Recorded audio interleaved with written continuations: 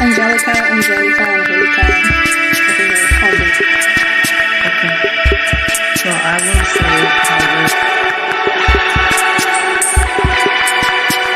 I think I have your presentation in English, so I will pronounce it in English.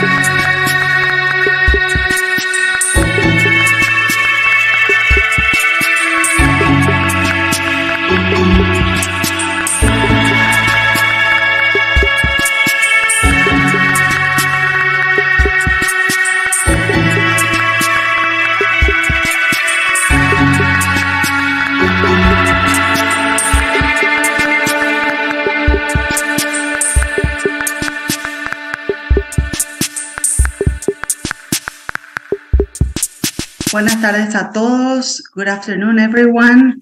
Estamos llegando a la última tarde del tercer Congreso Paraguayo de Lingüística Aplicada.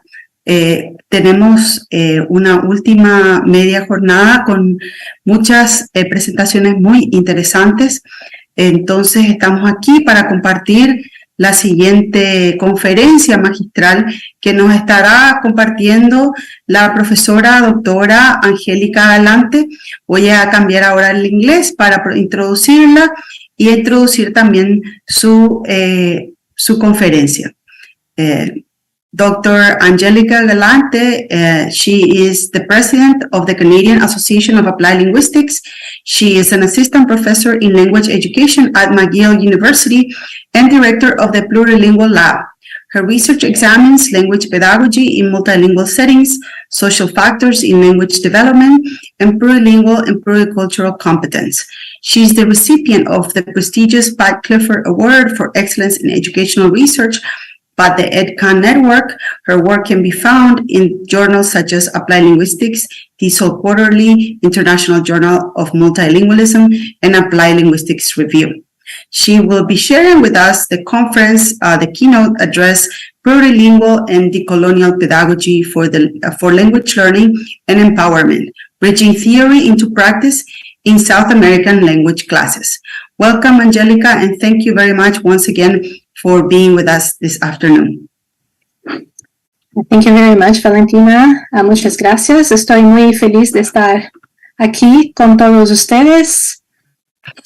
¿Puedes ver mi PowerPoint? Sí, podemos. Qué bueno. Okay, that's great. Thank you so much. So my name is Angelica Galante. Just to give you an overview of who I am originally from Brazil, and I immigrated to Canada 13 years ago. So although I live in Canada, I also identify myself as a Brazilian and South American and Latina. Y yo estoy muy feliz por estar aquí con todos ustedes. Muchas gracias, Valentina, por la invitación. I'm going to share some of the work that I do here at McGill University in Canada, but also in collaboration with language teachers in Brazil, more specifically in São Paulo. Just to give you an overview of where I am, so it's very important to acknowledge the lands where I am right now. So McGill University is located in Jojage, also known as Montreal in Quebec, Canada. And it's a place that historically known as a gathering place for many First Nations here in Canada.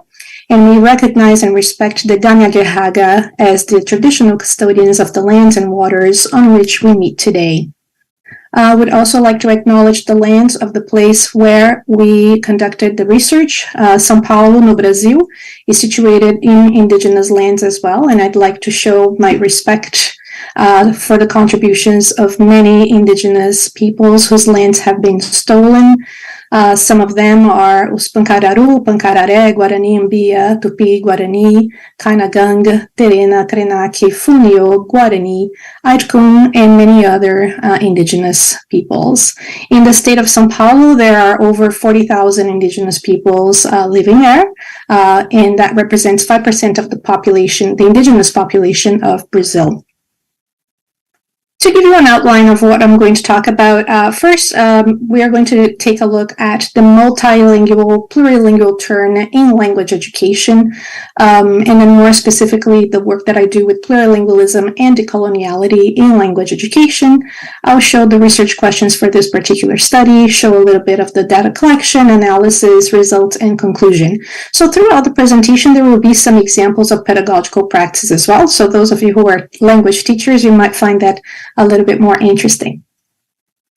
I'd like to start by asking yourself this question. Do you consider yourself a monolingual, bilingual, multilingual, or plurilingual?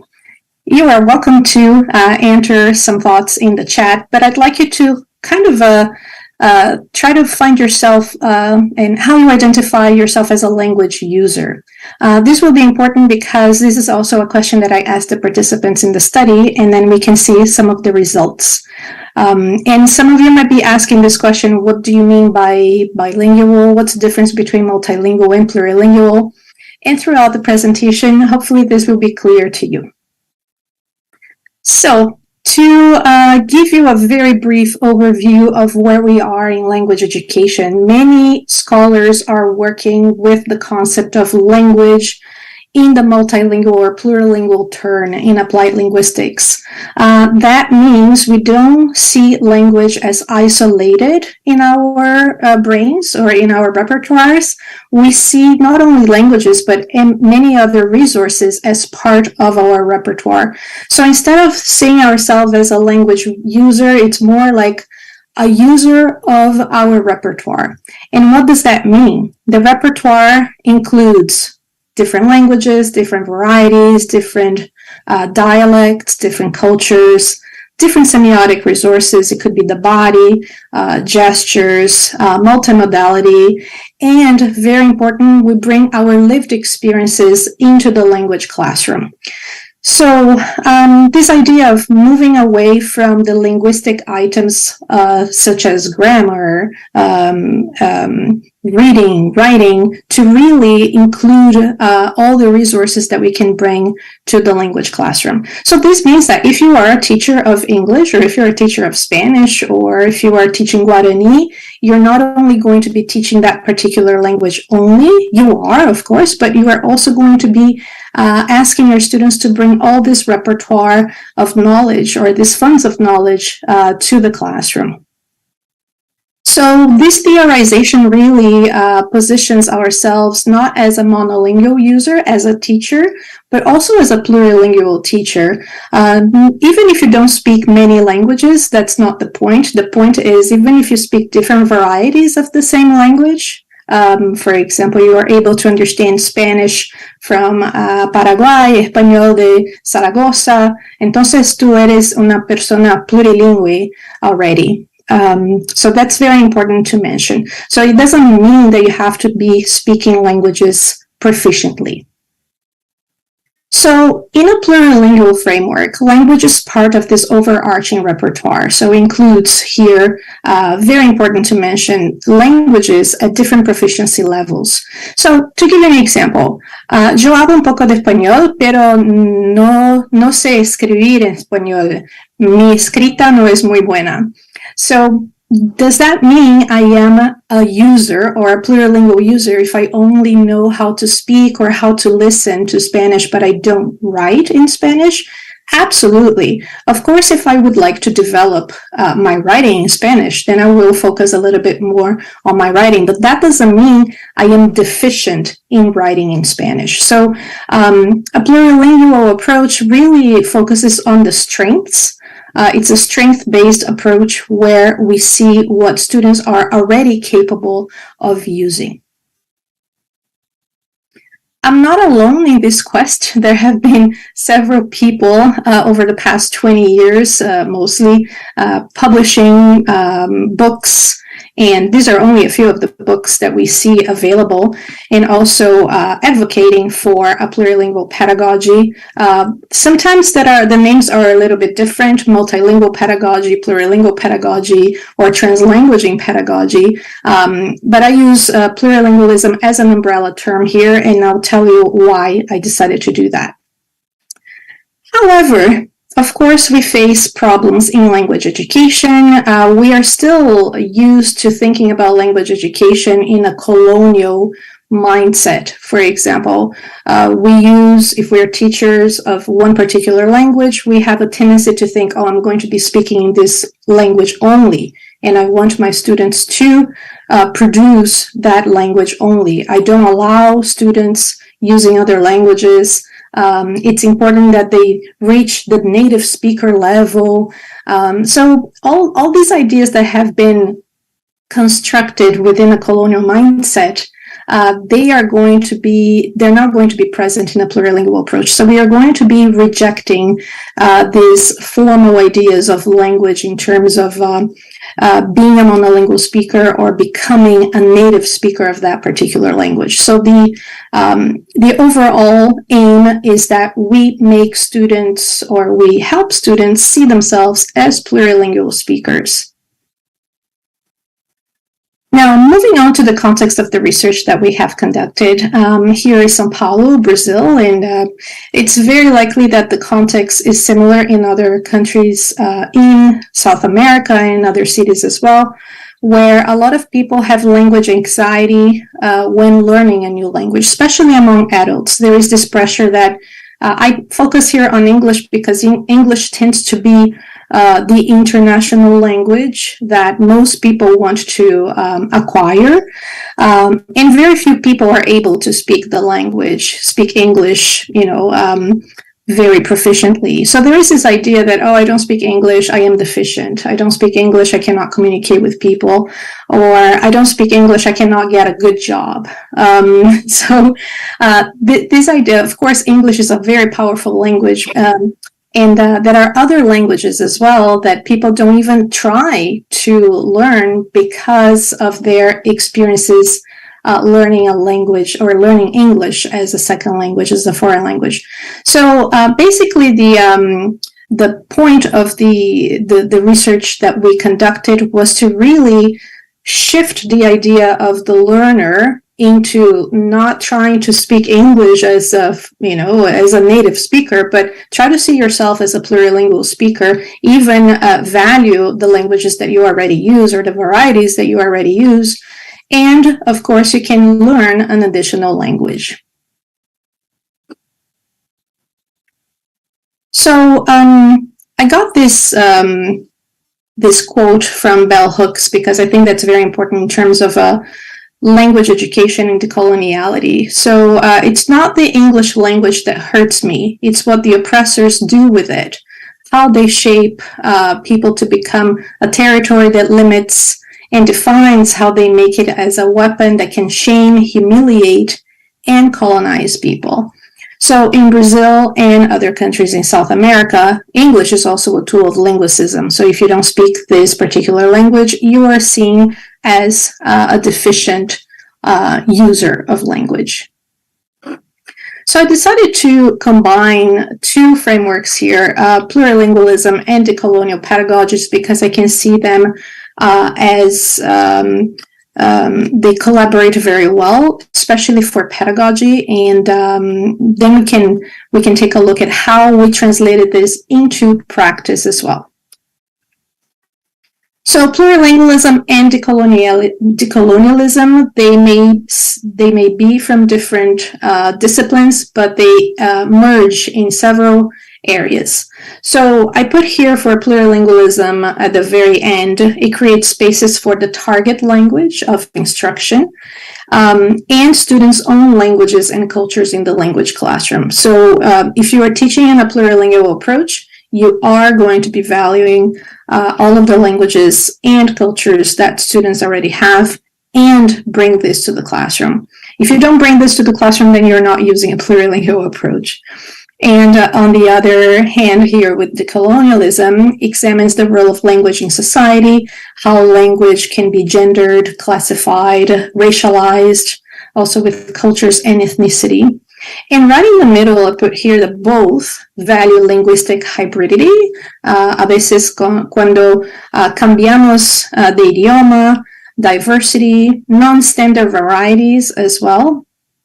Challenges native speakerism, absolutely. So the idealized native speaker does not exist anymore. So anybody can be a language user and a plurilingual speaker. Examines power relations among the languages that people speak. Here in Canada, for example, Canada is seen as a bilingual country with English and French. So of course, these two languages are the most powerful languages, powerful in terms of they receive more funding, there is services available in these two languages, while many other languages, we have over 200 languages here in this territory. These languages don't receive as much funding, and people who speak those languages may be seen as, it's just a language that is not valued. Which, with plurilingualism and decoloniality, we are trying to revert this ideology. And finally, honor students' diverse linguistic and cultural identities. And I put here identities in the plural because a lot of people have hybrid identities.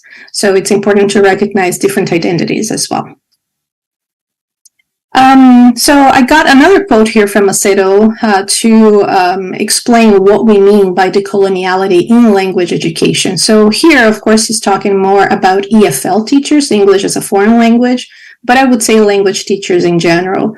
So language teachers need to find ways to teach an additional language as an additional language and not as a second language, exactly because many people speak different languages, not only a second. Rather than imposing this colonial mindset and transforming people into pseudo-native English speakers, right?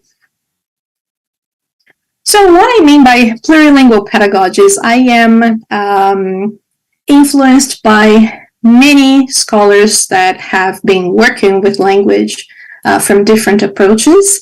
Not everybody understands plurilingual pedagogies the same way as I do. Not only me, but other people do see plurilingual pedagogies very similarly than I do. So here there are a few practices like languaging, translanguaging, cross-linguistic approaches, cross-cultural and intercultural approaches, intercomprehension, which is kind of trying to understand a language even if you have never studied before, so using your linguistic repertoire to make sense of a new language. Linguistic landscaping, which is using the languages present in a particular landscape and bringing this to the classroom to analyze power dynamics, for example, among languages. Translation, pluraliteracies, and multimodality. So all of these approaches here. Some focus more on language, some focus more on culture, some focus more on other semiotic resources. So all included, this is what I mean by plurilingual pedagogies. And by the end of the presentation, I'll provide a website where you can go and learn more about these approaches if you would like. So the overarching questions of this particular study was, okay, plurilingual and decoloniality looks great in theory. So what does that look in practice? And what can we do in the classroom to make this, a reality? And then we applied this, and then we got teachers and students' perceptions of this type of pedagogy. So the name of the project is Pluridigit Project, which is plurilingual, decolonial, and digital. And the digital is because we conducted this study during we're still in the pandemic, but it was about 1 or 2 years ago when we were at the peak of the pandemic and everybody was teaching online. So we had a research team here in Canada by myself. I'm the principal investigator, Enrica Picardo at the University of Toronto, Faith Marcel at Niagara College, my wonderful research assistant, John, Lana, Aisha, and Paul. And then we collaborated with Deborah and Jose André at Abraço Cultural, which is a non-governmental organization in Brazil that offers courses from a decolonial approach. And they also hire teachers who are either refugees or immigrants to the country, to Brazil, to teach their languages. So even the concept of language education in this particular NGO may be different from the so-called language schools that we are used to. So we were very fortunate to be able to collaborate with them. And this research was funded by the Social Sciences and Humanities Research Council here in Canada. Now, the NGO, Abraço Cultural São Paulo, I had the privilege to go to Abraço Cultural about 4 years before the pandemic hit, so I already knew them, and I was very excited to see the kind of work that they did. And when the pandemic hit, they got in touch with me to ask if we could provide some help and teach the teachers how to teach online, because they knew how to teach, but face-to-face. So we partnered with them to kind of imagine what does that mean to teach online now through a decolonial and plurilingual approach. So this NGO has language programs in 4 languages. So we worked with teachers of English, Spanish, French, and Arabic. And as you know, if we are working with all of these languages, we also had to have a plurilingual team who spoke all of these languages. I speak English, Spanish, and French, but I don't speak Arabic. So we had a research assistant, Lana, who speaks Arabic. She was fantastic. But most of the people in the team also spoke at least 3 languages. The teachers are from immigrant and refugee backgrounds. So some of them don't speak Portuguese as a first language, which is the official language of the country in Brazil.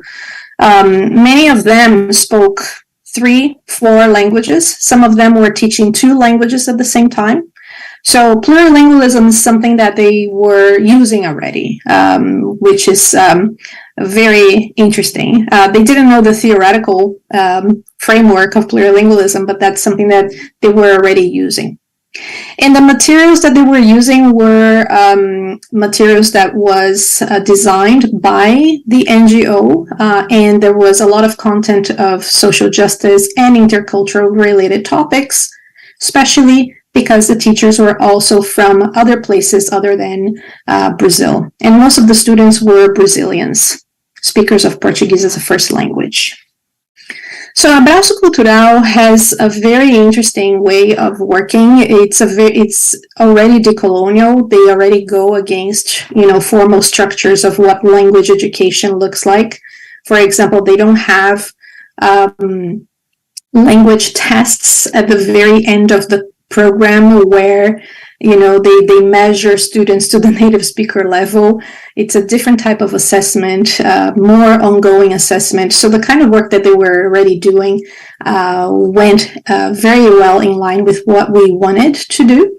They also promote different, I'm not going to say different, but decolonial content. For example, if you go to their Instagram account, you will see that they will promote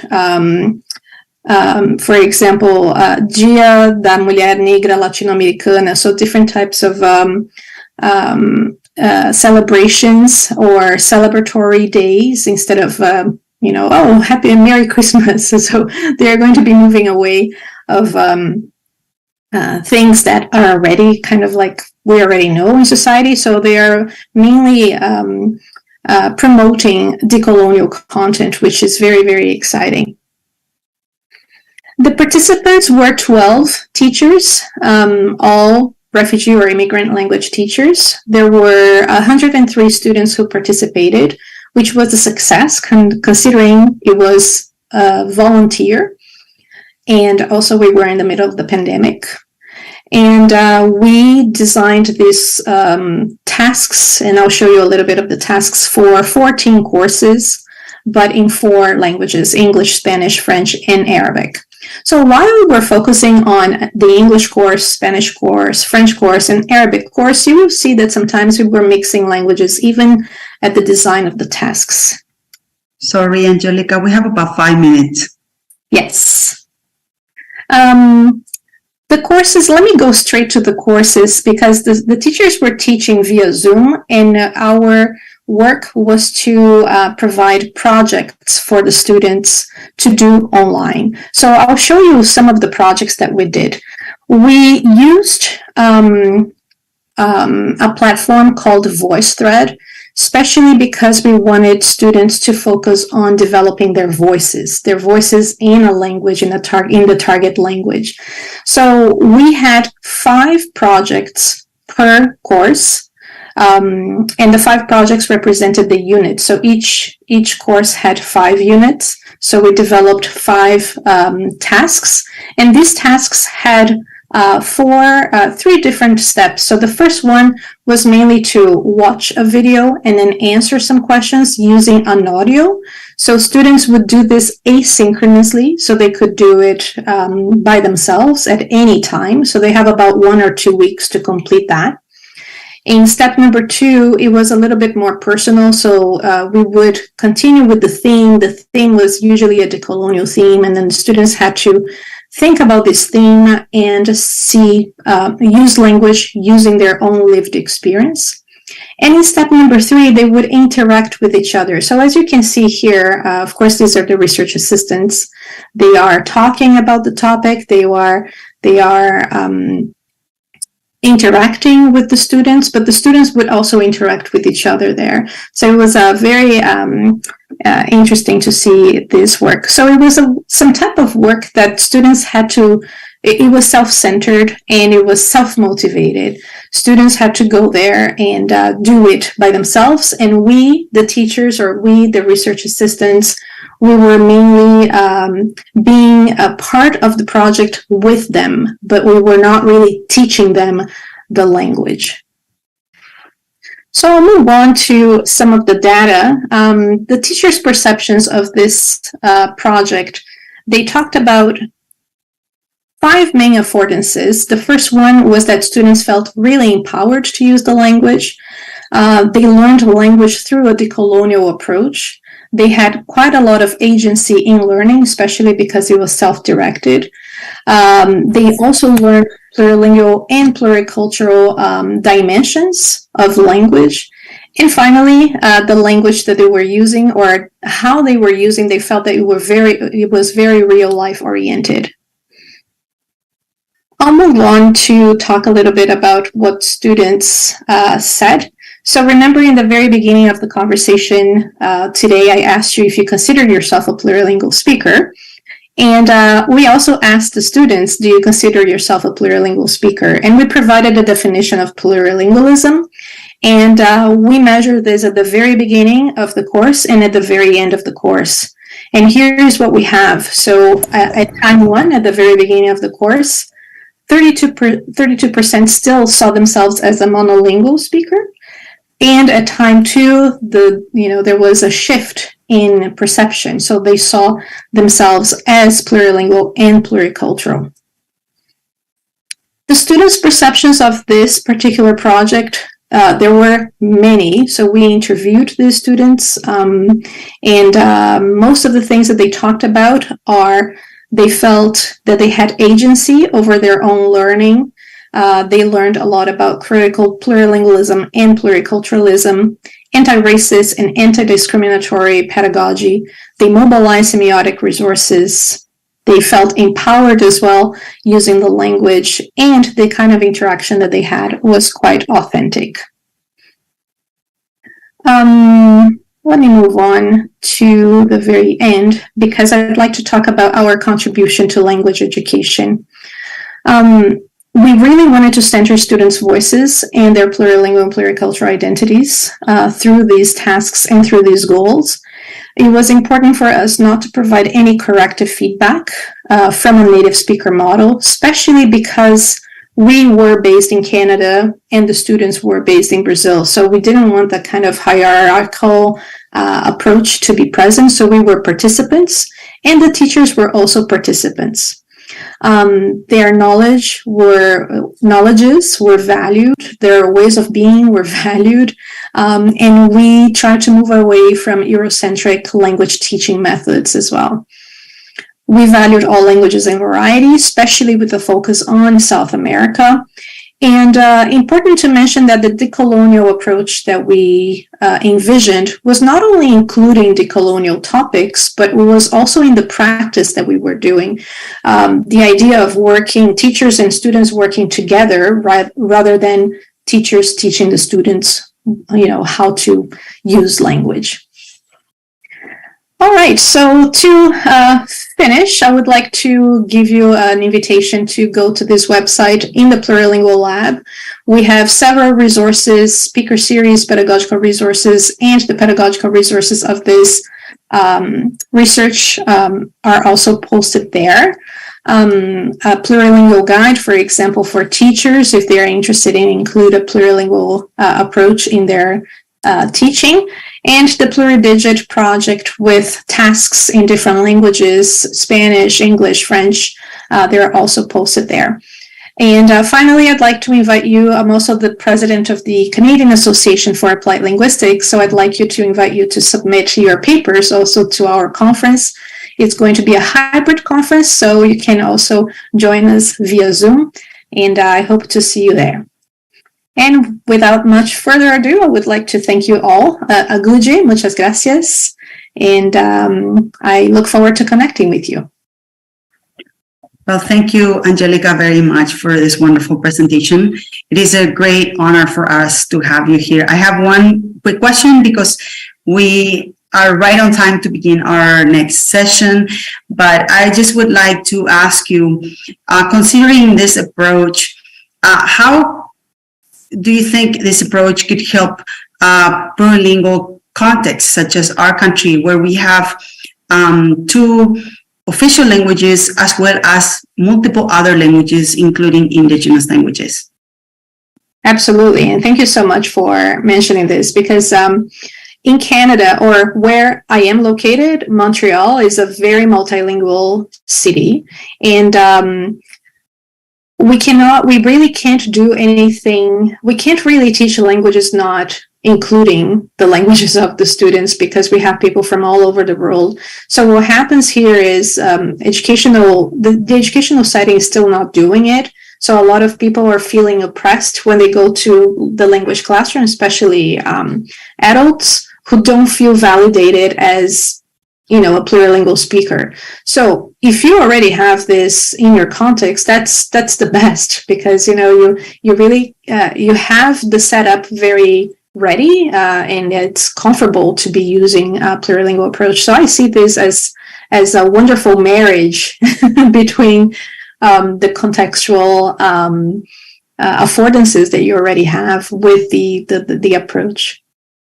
Yes, I think it's very interesting, because although we do have this, we also have the same issue with I think our adult population, that they have the same problem many times especially with foreign languages.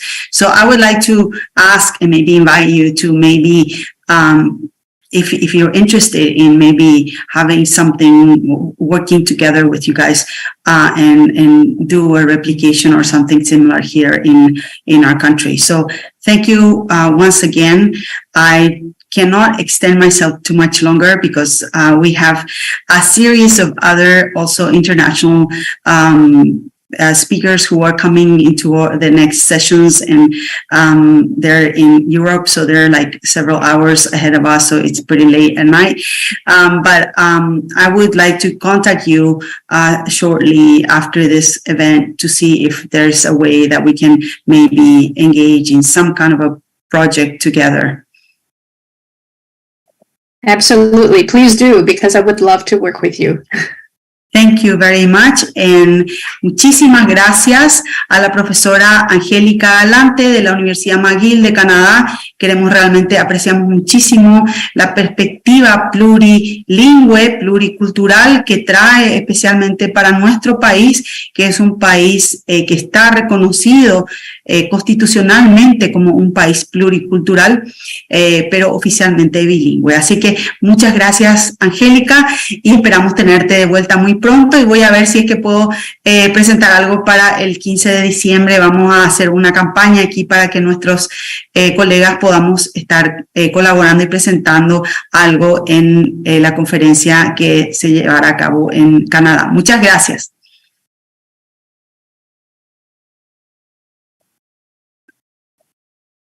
Bueno, siguiendo, vamos a darle la palabra a la profesora Estela Mari Peralta, quien nos está acompañando con una serie de paneles y conferencias muy interesantes, y agradecerle muy especialmente a la profesora Estela Mari por todo el acompañamiento que estuvo realizando durante el transcurso de todo este evento, incluyendo, ya voy a decir, espero que no te moleste, Estela, ella nos estuvo prestando también su cuenta de Zoom, así que muchas gracias, Estela. Ella es miembro de la Asociación Paraguaya de Lingüística Aplicada y es una colaboradora muy cercana en el Instituto Superior de Lengua. Muchas gracias, Estela, y adelante.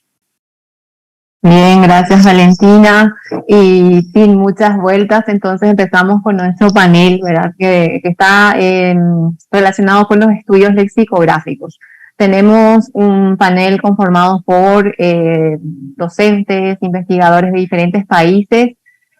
Vamos a empezar con José Daniel Rivas Hidalgo, de la Universidad de El Salvador, quien nos presentará el tema relacionado con las ideologías dominantes en el diccionario de provincialismos y barbarismos centroamericanos y ejercicios de ortología clásica de 1910.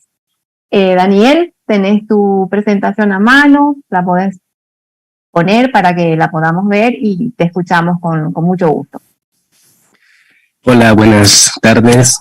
Es un gusto poder estar acá, Estela, colegas en general, pues muchas gracias por esta amable invitación. Para mí, pues es un honor poder compartir con ustedes un poco del trabajo que se está realizando en el área de la lexicografía en El Salvador y Centroamérica. Bueno, como lo mencionaba ya Estela, esta presentación pues está orientada al análisis lexicográfico de uno de los diccionarios más difundidos y más importantes de El Salvador. Me refiero específicamente al Diccionario de Provincialismo y Barbarismo Centroamericanos y Ejercicios de Ortología Clásica de Salomón Salazar García. Esta presentación es básicamente un análisis de tipo lexicográfico desde una perspectiva de la lexicografía crítica.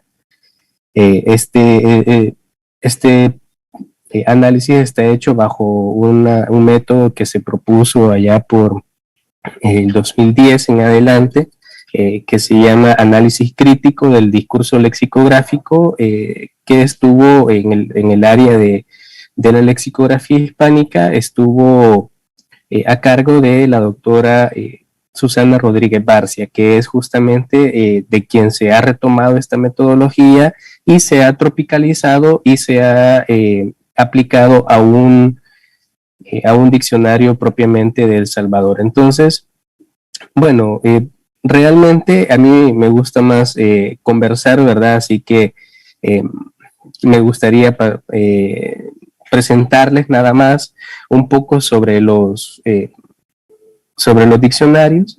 Este diccionario es bastante peculiar por distintas razones. La primera de ellas es que se publica por primera vez en 1907 y tiene una segunda edición en 1910. ¿Cuáles son los datos importantes con respecto a este diccionario? El primero de ellos es que es el primer diccionario monolingüe escrito en El Salvador, confeccionado en El Salvador. Es nuestro primer diccionario. ¿Y por qué lo decimos de esa manera? Porque antes de este diccionario, lo que existía eran recopilaciones, existía una especie de glosografía, y no literaria, sino una glosografía de las lenguas indígenas que se hablan en El Salvador. Más o menos, haciendo un poco de historia de la lexicografía en El Salvador, esta nace justamente con los glosarios dedicados por americanistas como Esquer, como Lehmann y otros, dedicados a las lenguas nahuapipil, a la lengua lenca, a la lengua cacaopera, a la lengua ulúa, al mangue, al xinca, a las distintas lenguas indígenas que se hablaron en El Salvador, pero nunca se había recopilado nada con respecto al español nuestro. Entonces, lo más cercano que llega fue en 1894, cuando Santiago Barberena escribe un diccionario que se llama Quicheísmos, pero básicamente ese diccionario retrata aquellas palabras que vienen de la lengua, de lenguas mayas, y que se habían adaptado al español. Entonces, no era propiamente un diccionario como este, ¿verdad? Así, más dedicado a la lengua como tal. Entonces, este diccionario constituye el primero en su serie en El Salvador de tipo monolingüe, lexicográfico propiamente, y tenemos acá pues ya un pequeño panorama de qué es a lo que se refería este diccionario. Entonces, para pasar de una vez al análisis, que es realmente a donde nos vamos a llevar más tiempo, a mí me gustaría mostrar un esquema en donde se muestra cuáles han sido los niveles de análisis en el diccionario. En primera instancia, se han hecho análisis de tipo extratextuales y análisis de tipo intratextuales. Con esto, en los elementos extratextuales, pues lo que hemos escogido para someterlo al análisis es precisamente aspectos del contexto histórico, aspectos tipológicos del diccionario y algunos elementos biográficos del autor. ¿Por qué es importante esto? Porque al menos en este tipo de análisis críticos no es posible dejar de lado el elemento histórico, ya que a partir de los elementos históricos uno entiende el entramado ideológico, el entramado político, el entramado económico, el entramado cultural que se estaba viviendo en el momento. Entonces, entendemos que el contexto histórico, por tanto, no representa como tal un telón de fondo, sino más bien el escenario en donde se ha confeccionado esto. Estamos hablando de la primera mitad del siglo XX, en donde El Salvador, que es el país más pequeño de Centroamérica, había vivido diversos elementos políticos que habían llevado a que se configurara una especie de entramados ideológicos de manera cultural y por ende de manera lingüística. Lo digo muy brevemente. En 1821 es la independencia de El Salvador. Hasta 1839 sobrevive la República Federal de Centroamérica. Ya a finales del siglo XIX existe el ascenso del poder de los liberales, pero en todo esto, en todos estos elementos políticos, hay un eje transversal que es lo que nos interesa, y es justamente cuál es la función de la lengua en ese momento, en donde la lengua se toma como lengua oficial, como lengua de administración, se convierte en aquel elemento clave para la construcción de la nación. Estamos hablando de una ideología nacionalista, de nacionalismo lingüístico propiamente, y a partir de esta configuración ideológica de nacionalismo es donde nace otra ideología que se instaura en todo el siglo XIX e inicios del siglo XX, que es una ideología de tipo purista, ¿verdad? en donde todo se empieza a gestar aquella idea de la pulcritud del idioma. ¿Por qué era esto? Pues probablemente, bueno, hay muchísimas teorías, pero entre ellas se podría mencionar, por ejemplo, aquella en donde se creía que ante la independencia política de España, el español de América iba a ser como el latín, que cada país iba a tener su lengua. Entonces hubo una política panhispánica que buscó precisamente la unificación lingüística, y a partir de eso es que se gesta el purismo, en donde no acepta lo extranjero, pero no acepta tampoco la variación interna. Entonces, en este contexto se ubica la creación de este diccionario, porque el autor lo que hace con este diccionario es corregir los malos usos. No estamos ante un diccionario propiamente que da definición, sino que estamos ante un diccionario que da correcciones de lengua. Entonces, por eso es importante identificar el diccionario con su tipología. Ahora bien, ante este pequeño esbozo que tenemos para entender realmente la configuración de este diccionario, nos encontramos con cuatro elementos fundamentales para realizar el análisis crítico del discurso que se gesta dentro del diccionario. Para ello, pues, se han dividido en 4 partes, en donde hablamos de la megaestructura, de la macroestructura, de la microestructura y de la infraestructura. Por ejemplo, si nosotros vamos a hablar de la megaestructura, de qué elementos es importante señalar, pues acá lo que nosotros necesitamos comprender precisamente va a ser en la megaestructura, qué nos dice a nosotros en el prólogo el autor. Es decir, en el prólogo es donde el autor empieza a colocar ideas generales sobre por dónde está guiado la confección de su diccionario. Por ejemplo, en este ejemplo, creo que dejé de presentar, permítanme.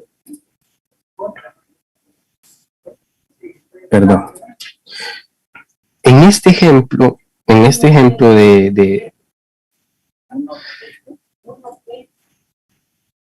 del diccionario, básicamente, el autor lo que hace es presentar algunos elementos generales sobre sus ideologías. Por ejemplo, ¿qué es lo que nosotros identificamos en este diccionario?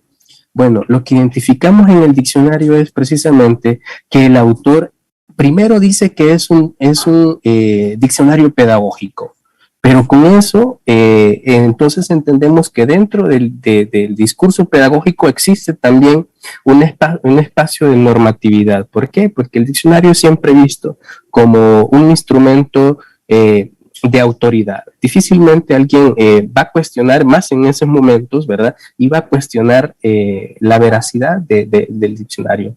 Por lo tanto, es importante tener en cuenta esta situación. Cuando el autor dice expresamente, este diccionario es, entre muchas cosas, es pedagógico, dice. ¿Qué nos está diciendo ahí? Nos está diciendo que lo que él busca es incursionar a través de la educación en el establecimiento de una ideología purista en el autor, en los lectores. De igual manera, este autor nos dice, nos expresa su simpatía sobre las ideas unionistas que había en cuanto a la lengua. Por ejemplo, nos dice a nosotros, hay una cita en donde el autor dice: en todos los conceptos nosotros no creemos, sino, lejos de eso, las consabidas gramáticas confirman la imperiosa necesidad de depurar nimia y cuidadosamente el castellano actual para emplearlo siempre de acuerdo con las doctrinas de la Real Academia Española. Y de igual manera habla sobre la unificación. Entonces, vamos entendiendo que en el prólogo, que es justamente donde él empieza a hablar sobre esos elementos generales que conforman su diccionario, Él presenta tres claves. Presenta que se trata de un diccionario pedagógico en donde él habla sobre la necesidad de unificar la lengua o de ese panhispanismo, ¿verdad? Y tercero, sobre la influencia que ejerce en ese momento la Real Academia Española, que podemos entenderlo por el hecho de que estaba en auge la creación de las distintas academias en América. Entonces, a partir del análisis paratextual del diccionario, podemos ir entendiendo un poco sobre la ideología del autor, de cuáles son nuestros propósitos. Pero cuando ya nos metemos a la macroestructura y a la microestructura, entendiendo la macroestructura desde tres perspectivas, podemos entenderlo, por ejemplo, desde la selección de las palabras, desde el ordenamiento y también desde su lematización. Pero aquí es donde viene algo que nos interesa de sobremanera, y es la selección de las palabras. ¿Cuáles son las palabras que este autor elige y cuáles son las palabras que este autor excluye? Creo yo que en un análisis como tal, en el diccionario dice mucho más lo que falta que lo que se incluye, ¿verdad? Entonces, pero en este caso, pues en específico, como era el objetivo, era normar, ¿verdad? Era corregir entre las distintas selecciones de palabras que este autor hace. Llama poderosamente la atención ver la forma de tratamiento de los indigenismos. Y ya vamos a dar algunos ejemplos de cómo esta persona escoge las palabras, ¿verdad? Y cuál es la finalidad de escogerlas. Pongo acá el ejemplo. Permiso, Daniel, 2 minutos. ¿Te queda? Muy bien, gracias.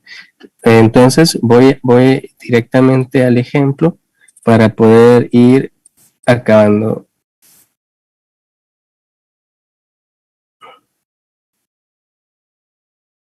Ok.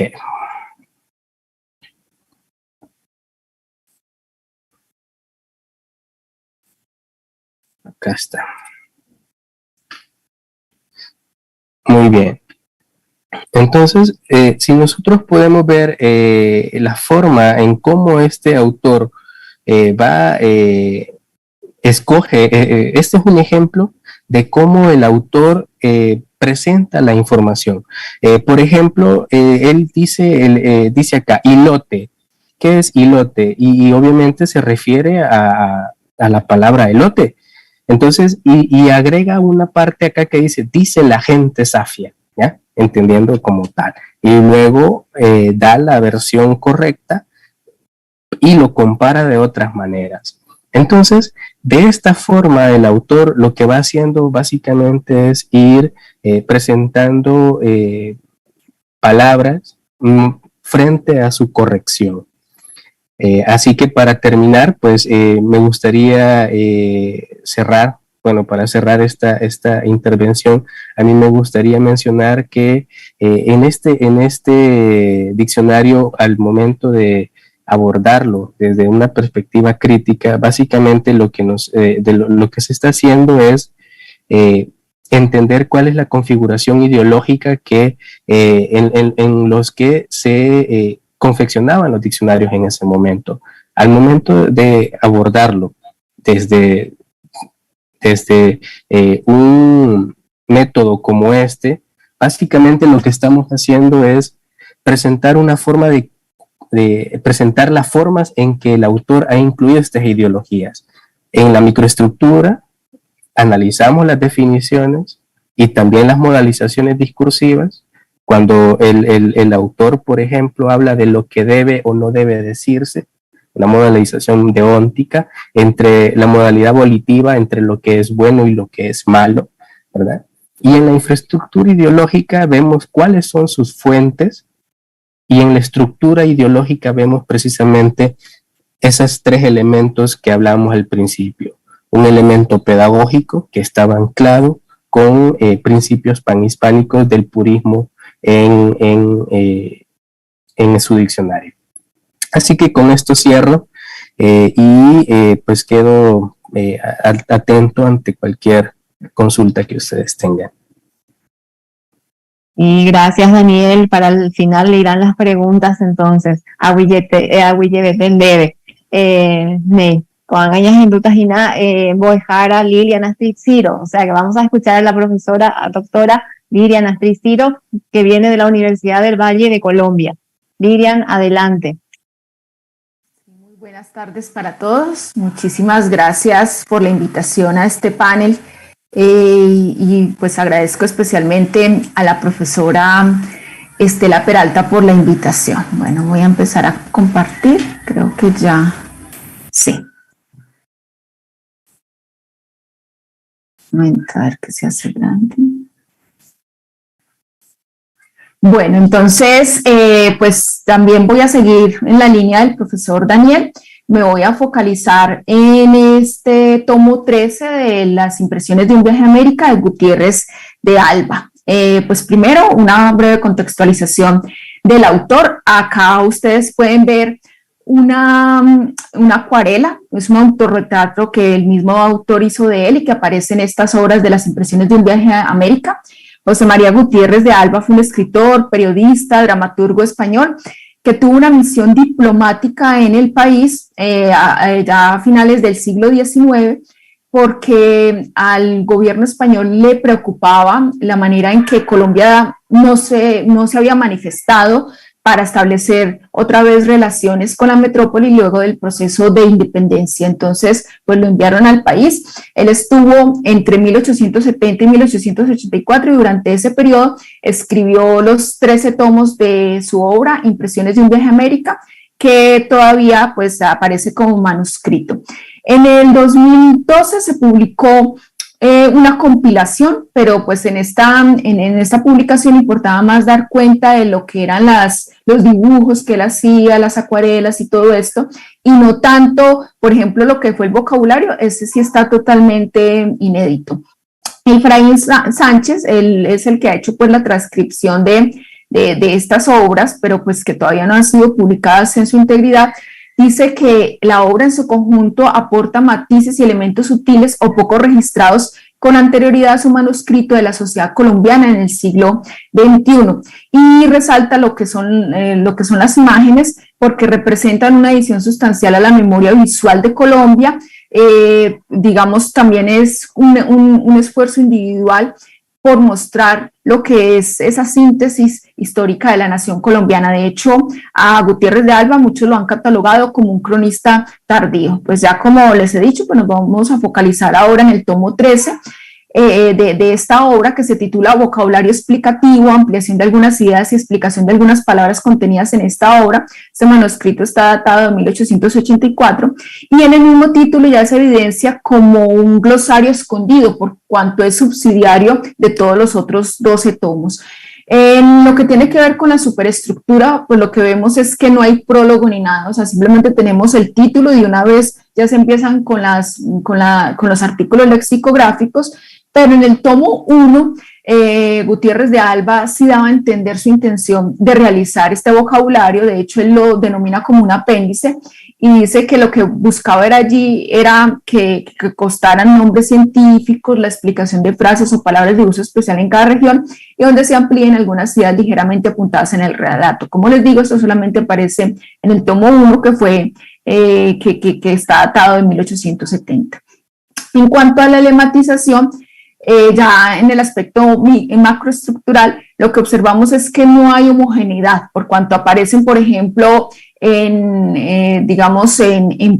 plural, por ejemplo, algunas palabras, telégrafos, tempestades, pero otras aparecen en singular, temblador, temperatura, y no hay como mayor explicación frente a estas opciones. En las unidades pluriverbales igual, tampoco vemos esa rigurosidad, por cuanto a veces aparece en orden alfabético la expresión completa, por ejemplo, torito de monte o problema político-social, pero en otras aparece por palabra clave y entre paréntesis la otra parte de la expresión, por ejemplo, toros, fiesta de, que sería fiesta de toros, o primaria, instrucción, instrucción primaria. También en la misma lematización observamos que se incluye la variación, por ejemplo, sonso con S y con Z, Bijao con J y con H, aspirada. También, por ejemplo, quipus, quipus, uyama, auyama. Pero también en la misma lematización observamos sinonimia. Uchua, capulí, pita o aloe, tulcano, yátaro, yuca o manioc, picaflores o chupaflores, moniatos o boniatos. Todas las ilustraciones pertenecen a la obra, ya como lo había dicho, de Gutiérrez de Alba.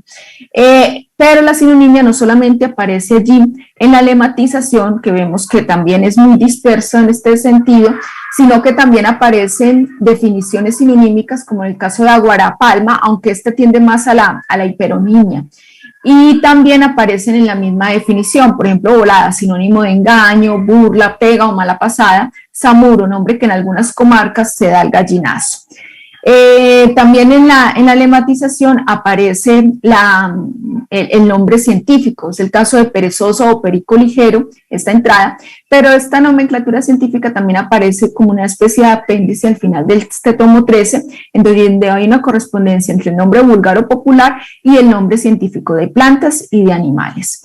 Ya pues centrándonos de lleno a lo que es la microestructura, en lo que tiene que ver con el segundo enunciado de lo que es la definición, pues observamos que predominan las definiciones enciclopédicas y pues esto es lógico por cuanto el autor pues se focaliza en la fauna y la flora. Este es el caso del que ven allí en pantalla de abuelita, que es una tórtola. Y también, pues, por ejemplo, es muy interesante porque hace un recuento, por ejemplo, histórico de la fundación de la Academia Colombiana de la Lengua, que fue la primera en América, de 1871, menciona a todos sus integrantes y es interesante porque él se menciona a sí mismo, pero de manera impersonal, en una tercera persona. Por ejemplo, dice: el autor de esta obra obtuvo el honor de ser nombrado por ella académico correspondiente. En estas definiciones enciclopédicas hay incluso unos artículos muy interesantes en donde el autor muestra su propia apreciación. Por ejemplo, el aguardiente dice que tiene un sabor desagradable, también dice que es de las clases pobres, que casi que todo el fruto de su trabajo lo dedican es a comprar aguardiente, que mientras que las acomodadas importan es el brandy o el coñac de Europa, y nos dice cuánto costaban a finales del siglo XIX. Por ejemplo, decía que esto era carísimo y que eran 2 pesos fuertes. Entonces nos da bastantes indicaciones también socioeconómicas, sociohistóricas de la Colombia del siglo XIX. La definición lexicográfica pues también se hace presente, por ejemplo, Sambo, el que resulta de la mezcla de la raza africana con indígena, pero hay otros referentes en donde pues podremos decir que hay ciertos elementos enciclopédicos, claro, lo que tiene que ver con comida y esto, pues es lógico que incluya también más explicaciones sobre, no tanto sobre el signo lingüístico, sino sobre el referente. También vemos remisiones, pero estas remisiones tampoco hay rigurosidad, porque a veces es como si fuese por sinonimia, pero en otros se ve más como hiperonimia o incluso por campos semánticos. Por ejemplo, viajes, locomoción, zumbador, zancudo, o sea, el zumbador como un tipo de zancudo, víboras, culebras, vid, uva, vijuela, véase guitarra. Y las observaciones de uso son muy interesantes por cuanto, como lo decía el profesor Daniel, también hay como un carácter muy prescriptivo. Entonces, por ejemplo, todo esto que él muestra como expresiones incorrectas, dice que son es la clase del pueblo, o sea, que es la gente no educada la que habla de esta manera. Es el caso de usted, niño, niña, ojalá, ñua, ña, ñora, ñor. Siempre se hace la explicación de que es el pueblo el que habla de esa manera. Y en esta entrada es muy interesante del lenguaje, porque ahí es donde sale a flote, digamos, más lo que es este carácter prescriptivo. De hecho, hace mención a las apuntaciones sobre el lenguaje bogotano de Rufino José Cuervo, y dice que él tiene la esperanza de que esta obra contribuya a restablecer en lo posible la pureza del lenguaje. Y es clave porque vea lo que dice al comienzo de la entrada, donde dice: la misma anarquía que se observa en la naturaleza se ha introducido también en el lenguaje castellano. Los galicismos particularmente abundan de tal manera que es muy raro encontrar aún entre las personas más ilustradas quien se exprese con alguna corrección, así hablando o escribiendo. Ya para finalizar, pues algunas concepciones sobre los habitantes de Colombia que vemos en esta obra. En este artículo de Constitución es muy interesante porque menciona las pugnas entre el pueblo y el gobierno y concluye, hace un juicio de valor en donde dice cómo podría mejorar el país. Él dice: Si el juicio y la cordura de los colombianos se hallase, siquiera por una generación, en armonía con las grandes facultades intelectuales que estos poseen, con la feracidad y riqueza de su suelo y con su ventajosísima posición geográfica, no vacilamos en asegurar que Colombia, a pesar del reducido número de sus habitantes, relativamente a su territorio, brillaría en el mundo como una de las naciones más libres, más cultas y un bienestar general mejor cimentado. Es muy interesante porque pues ya veíamos, a pesar de las incongruencias y algunos defectos en la técnica lexicográfica, él es muy avanzado para la época, y también vemos que hace una lectura muy fiel a lo que era la Colombia del siglo XIX, y no solamente eso, sino a lo que es la Colombia actual. De hecho, pues leyendo varios de los artículos de la obra, pues yo como colombiana me veo muy reflejada en lo que él dice. También, por ejemplo, en la sociedad, entonces dice igual que las personas cultas son en extremo agradables, afectuosas, y que las clases inferiores suelen ser sencillas, leales, honradas. En cuanto a la imprenta, también habla de que la Constitución da libertad de expresión y que la injuria y la calumnia no son delitos, pero que eso no quiere decir que la gente sea injuriosa ni calumniosa, sino que respetan muchísimo eso. Y en la sobriedad es muy interesante este artículo porque dice que el pueblo colombiano es uno de los más sobrios de la tierra. Acá sobriedad hay que entenderlo más como modestia, como tranquilidad y todo esto, porque en varios artículos resalta que el pueblo colombiano es muy borracho. De hecho, por ejemplo, acá en la criminalidad, dice que casi todos los crímenes que existen, a pesar de que el colombiano es bondadoso por naturaleza, tiene que ver con la embriaguez. Y esta de crítica social es también muy, muy interesante porque es más un eufemismo, y de hecho porque él dice que se refiere a la chismografía, o sea, es el chisme, y dice específicamente que los colombianos somos muy chismosos, pero que generalmente las mujeres, y que que eso se explica por la reducida de cuando son poblaciones muy, muy pequeñas. Y ya, por ejemplo, acá también en la imaginación también sigue resaltando aspectos positivos. Por ejemplo, dice que es muy vivaz y muy fecunda en los colombianos, y acá ella cuando empieza a hablar un poco de los indígenas, dice que incluso en la raza indígena, dice que incluso porque él siempre está resaltando aspectos negativos de los indígenas. Por ejemplo, en el artículo de desaseo habla solamente de los desaseos de los indígenas, que tanto en su persona como en sus habitaciones, que son crédulos, son ignorantes, y en este de criados dice que además que son torpes, perezosos, desadeseados, son también bellacos y que son muy ingratos, porque lo que acá explica es que los criados generalmente esta tarea la resuelven principalmente los indígenas.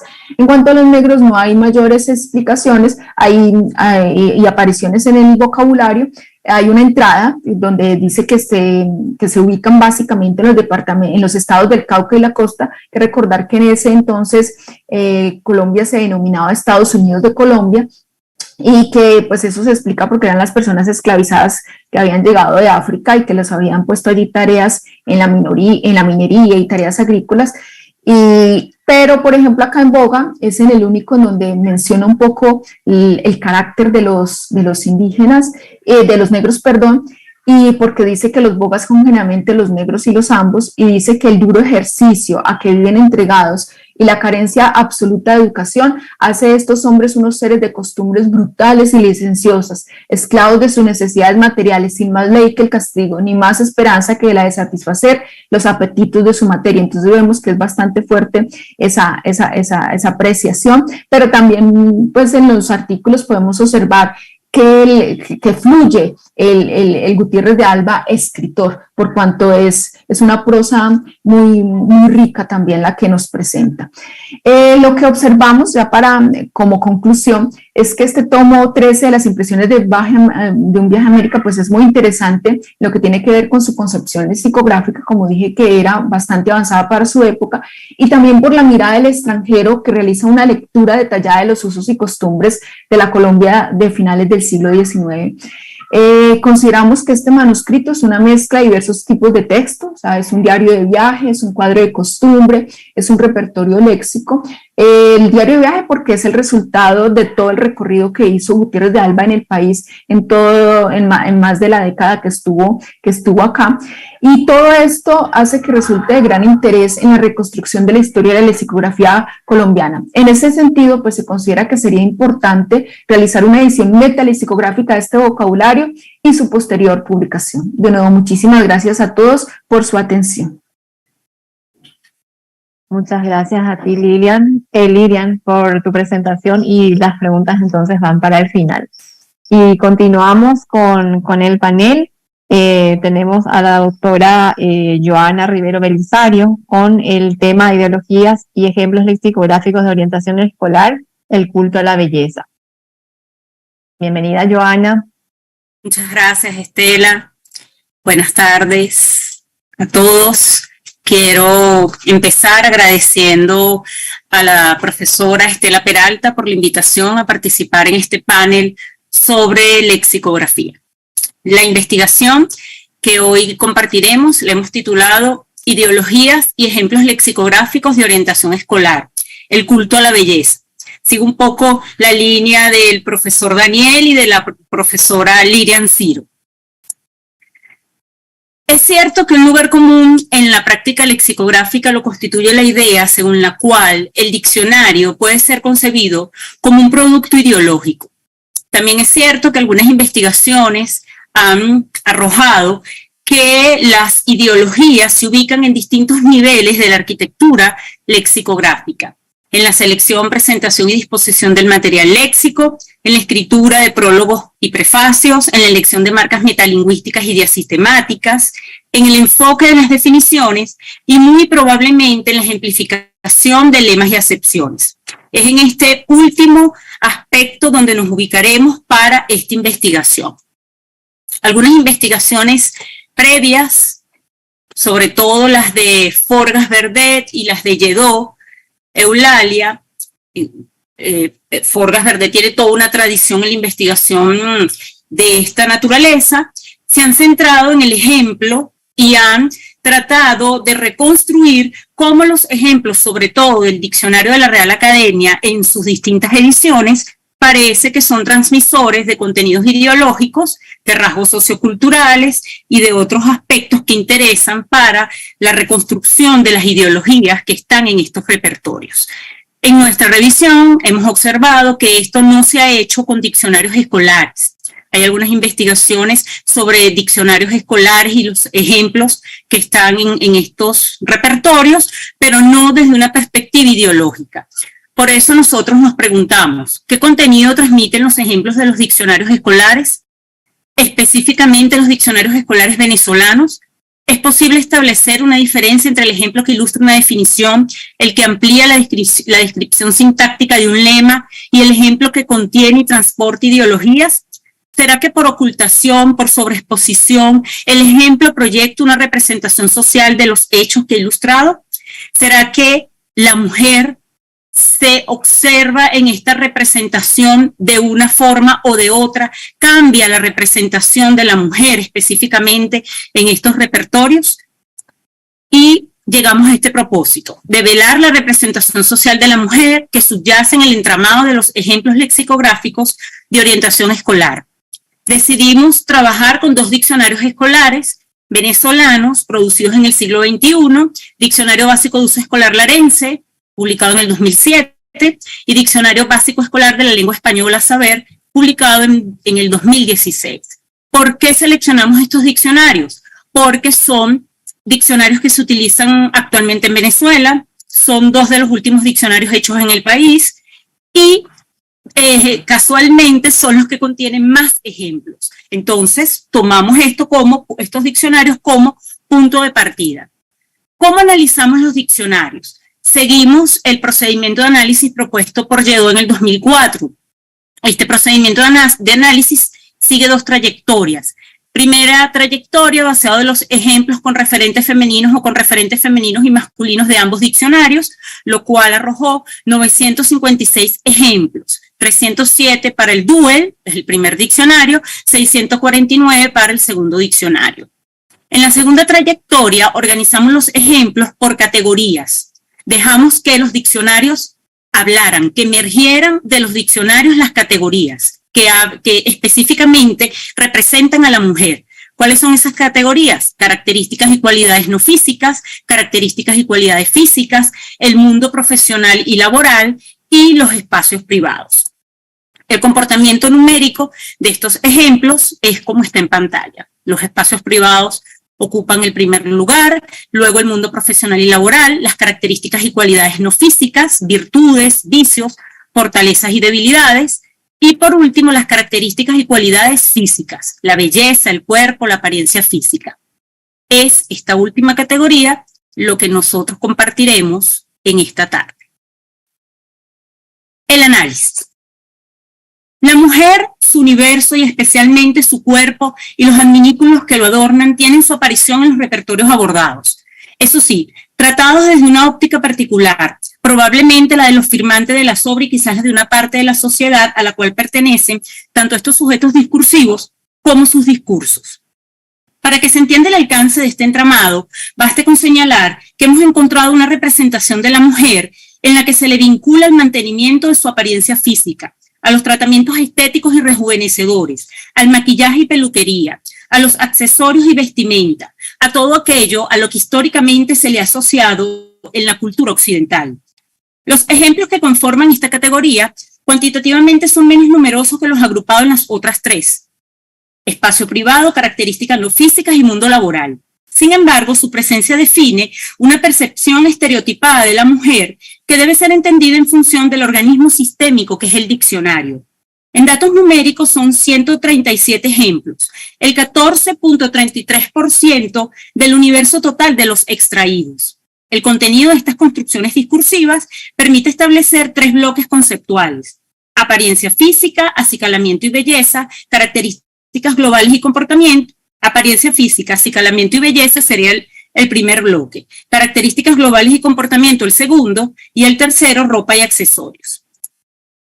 Apariencia física, acicalamiento y belleza. En esta subcategoría hallamos 79 ejemplos que describen no solamente el cuerpo de la mujer, sino su envoltorio, el peinado, el maquillaje, los tratamientos de belleza y la belleza en sí misma. Un primer grupo de estos ejemplos responde a un estereotipo de uso en el que la mujer aparece como actora y receptora de todo tipo de cuidados estéticos. La procura de la apariencia física femenina va peraltando desde los elementos más básicos hasta los más especializados. No aparecen hombres en estos diccionarios interesados en la cosmética. Quienes acuden son mujeres: María, Ana, Luisa, Marina. En otros ejemplos que atienden este mismo tópico, encontramos una valoración positiva de los rasgos físicos de la mujer. Cambio radical, buena estampa, favorece, lindas, transformador. De aquellos que tienen que ver con su acicalamiento y presencia. El enunciador emerge en el enunciado, emite juicios de valor y toma una postura. Esta postura es coherente con una línea de pensamiento que sanciona todo lo que a los ojos de quienes escribieron estos diccionarios y probablemente a los ojos de la sociedad en la que se desenvuelven, tanto los discursantes como sus obras, representan una infracción a los principios establecidos en el canon de la belleza occidental. En un par de estos ejemplos, los artículos lexicográficos Garra y Espanto, la mujer aparece fragmentada, entre otras cosas.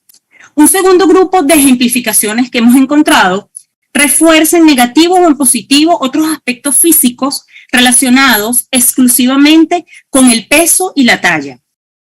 El otro grupo de enunciados emergentes se orienta exclusivamente hacia la belleza femenina. No son pocos los ejemplos, 15, en los que si la mujer aparece es para exaltar positivamente sus rasgos físicos, y en este punto ambos diccionarios coinciden. En 7 ejemplos adicionales, bullen del sujeto discursivo otro conjunto de significados sociales de lo femenino desde y hacia la belleza. Las féminas aparecen nuevamente de forma fragmentada. En uno de estos ejemplos, infantil, mi esposa tiene un rostro infantil, hay una asimilación de la mujer con las criaturas, lo cual abunda en estos diccionarios. Nótese además que estas construcciones se centran exclusivamente en el rostro de la mujer, uno de los puntos simbólicos del culto a la belleza. Así ha quedado definido un ideal de belleza que no emerge como el ser, sino como el deber ser. Y cuando la realidad fijada a través del ejemplo se trastoca, aparece la voz decidida de los discursantes. Se pone en evidencia el maniqueísmo belleza-fealdad y se ven los atisbos de la subjetividad. Con toda rotundidad, podemos señalar que este ideal estético que campa por las páginas del Duel y del DBS hunde sus raíces en conceptos manios de la sociedad venezolana, cultora de la apariencia física y de lo bello. Por este motivo, posiblemente, los repertorios escolares estudiados han puesto el acento en la belleza oficial tan trajinada en la memoria social del país. Hermosa, Irene Sáez es una mujer hermosa, una Miss que fue venezolana, que fue Miss Universo. Y así otros ejemplos de estos diccionarios. Cierra este nudo conceptual una visión cronológica de la mujer en la que, como cabe esperarse, la vejez es valorada negativamente. Envejecimiento. El envejecimiento de Susana es sorprendente, se ha puesto fea con la edad. Ligados a los ejemplos que hablan de aspectos físicos, están aquellos que presentan características más globales que afectan el ser de las protagonistas. Algunos tienen que ver con comportamientos de las féminas valorados de forma positiva a la luz del panorama de conjunto ofrecido por ambos diccionarios. En casos puntuales, los ejemplos se centran en un aspecto mucho más específico, la forma de caminar de Elvira y de María, en gracia y en tongoneo. Finalmente, están las textualizaciones que hacen aparecer a las mujeres como actantes fundamentales del mundo de la moda. Los repertorios lexicográficos objeto de estudio, y en particular el Duel, deja ver una serie de valores estereotipados en función de los cuales estar a la moda sería otro de los roles femeninos. Moda, estar a la moda, las mujeres nacen preparadas para estar a la moda. A modo de corolario del culto a la belleza, se halla la subcategoría de ropa y accesorios. 45 ejemplos consagran un universo en el que la mujer aparece connotada y cuyo ámbito es exclusivamente femenino. El tratamiento de estas realidades discursivas y sociales es así.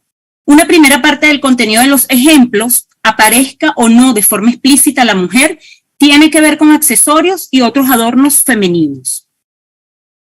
La indumentaria en general aparece representada profusamente en las textualizaciones de ambos diccionarios. De entre los tipos, creo que me salté algo, disculpen, aquí están los accesorios, aquí están los calzados y ahora sí la indumentaria femenina. De entre los tipos de ropas, el vestido corto o largo y las faldas ocupan el primer lugar desde el punto de vista cuantitativo. Y le siguen otros tipos de prendas de vestir, entre ellas dormilonas, blusas, pantalones y hasta el alambicado fustán. Además de esta vestimenta femenina variada, encontramos alusión directa al uniforme de boda, el traje protocolarmente dispuesto para la novia, así como otros accesorios requeridos en la ceremonia matrimonial, tienen su lugar en el Duel. Resulta curioso, pero coherente con la línea ideológica de este diccionario, que de todos los enunciados citados a lo largo de esta presentación, en solo uno aparezca el punto de enunciación femenino. Por primera vez, una mujer es protagonista de su propia narrativa, pero veamos cómo. Mi vestido de novia fue confeccionado con una tela de tacto suave y delicado. En dos ejemplos del DBS, un producto léxico confeccionado en la segunda década del siglo XXI, hallamos un tópico que no resulta novedoso desde el punto de vista social, pero sí desde el lexicográfico. La denuncia velada sobre los recursos económicos que las mujeres invierten en ropa. ¿Será que estamos en presencia de un estereotipo o será que se trata de un concepto mánido y de una idea socialmente aceptada? Gastar. En Venezuela estamos mal, pero las mujeres gastan en ropa. Aguinaldo. Liz se gastó los aguinaldos en ropa. Reflexiones finales. Primero, en cuanto al tratamiento de la mujer, el elenco de ejemplos de las compilaciones analizadas ha apuntado hacia el ámbito privado, la belleza y el acicalamiento, el cuerpo, los accesorios y el mundo laboral. Segundo, Los enunciadores de ambos diccionarios han dejado su huella en el interior de las textualizaciones. Por eso el grupo de ejemplos estudiados puede tipificarse como ejemplo enunciado más que como ejemplo frase. Tercero, el comportamiento ideológico de las construcciones abordadas deja ver un entramado de situaciones que legitima el culto a la belleza. Es todo. Muchas gracias. Gracias, Joana, por tu presentación, minucioso trabajo y bueno, que requiere más tiempo para poder escucharlo completamente. Muchas gracias. Y ahora pasamos a escuchar a, ¿cómo se llama? A ver, que se me perdió el nombre de la presentación. Aralambo Sinonilis, bien, un amigo a quien lo encontramos hace poco, que estuvo por aquí, y bueno, él va a referirnos en este espacio de estudios lexicográficos justamente cómo aprovechar los corpus lingüísticos. Y él nos va a referir sobre la importancia del Atlas Lingüístico Guaraní Románico para los trabajos lexicográficos. Bienvenido, Aralambo, y el micrófono es tuyo.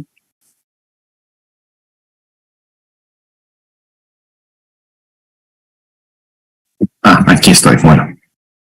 Aquí. Aguille PM, Hamaitei, Estados Unidos, fui. Añantu aviateri aime hawere kwape penendive. Añese guaranime angakatu daikatui. Upebawi añeta castellanope.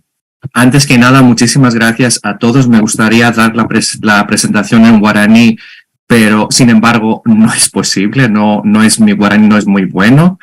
Entonces, lo que me gustaría hacer es, antes que nada, dar las gracias tanto a la Secretaría de Políticas Lingüísticas, a la Universidad Nacional de Asunción, especialmente a la decana Valentina Canese, y por supuesto, no olvidar a Estela, que sorpresa, a través de Azucena Palacios hace algunos años en Madrid, estableció este contacto y ahora nos vemos otra vez después de tanto tiempo. De verdad, agradezco tanto a Estela y porque estoy tan feliz de ver a Azucena ahí en esta ventanilla de tan lejos, no todos estamos de tan lejos. El tema además es que estuve en Asunción hace una semana y pues ahí estuvo también Estela y se me acercó y me dice, pero es que este trabajo del Atlas no se conoce mucho. ¿Por qué no vienes a hablar un poquito sobre la importancia que tiene para los trabajos lexicográficos, que es la verdad que tiene este tipo de importancia? Entonces voy a compartir mi presentación y empezar muy rápido para no gastar mucho más tiempo. Pero otra vez estoy súper feliz de estar aquí y compartir este trabajo con todos. Yo sé que a muchos que estáis aquí no conocéis este trabajo, a pesar de pues un par de colegas que están en esta mesa, y de verdad agradezco compartir mis conocimientos con esos colegas valiosos que están aquí. Entonces, el Atlas Lingüístico Guaraní Románico se llama así porque no es un atlas que tiene que ver con Paraguay especialmente, con un país, sino va más allá de las fronteras de Paraguay y cubre el territorio, lo que llamamos zona guaranítica, donde ahí coexiste el guaraní con el castellano o el portugués respectivamente, en qué parte del mapa están los hablantes. Aquí muy rápido un poco de qué voy a hablar. Creo, por supuesto, es importante hablar de lo que es el Atlas Lingüístico, los objetivos que tiene este Atlas en comparación con otros, aunque los objetivos de los atlas lingüísticos son muy parecidos, pero nosotros nos pusimos algunas cositas extras para este trabajo. La estructura que tiene el atlas para llegaros, por supuesto, a la parte del léxico del cuerpo humano y las deficiencias corporales, que es un tomo que se ha publicado ya, y el otro tomo del léxico que se ha publicado es del parentesco del guaraní paraguayo, y después para hablar de las contribuciones del atlas a los estudios lexicográficos en la zona guaranítica en Paraguay, tanto para el guaraní como para el castellano, por supuesto.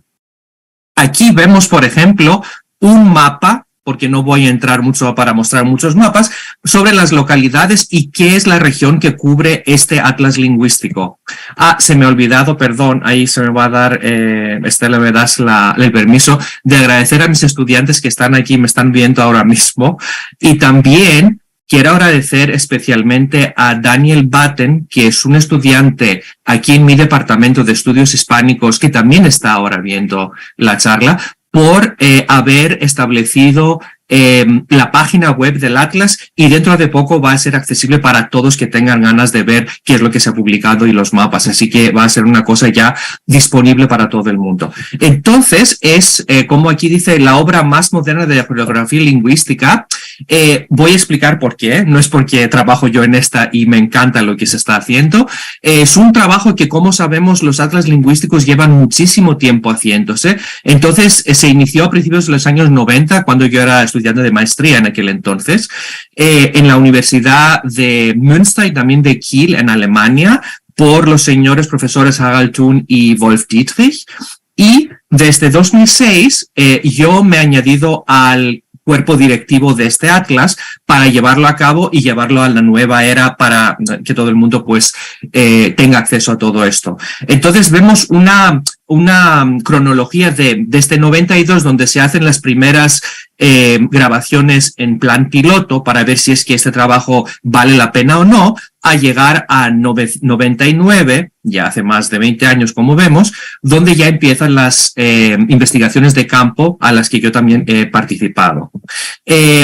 Uno de los objetivos es proporcionar una base empírica de datos lingüísticos, como dice aquí, para conocer un poquito más la realidad lingüística de la región de Paraguay colonial, lo que ha sido siempre la meta, todo este territorio, y también para saber el grado de conocimientos que poseen los hablantes, por supuesto, en el guaraní, como también en el castellano o portugués, respectivamente, en qué parte están. Y además hemos aplicado una serie de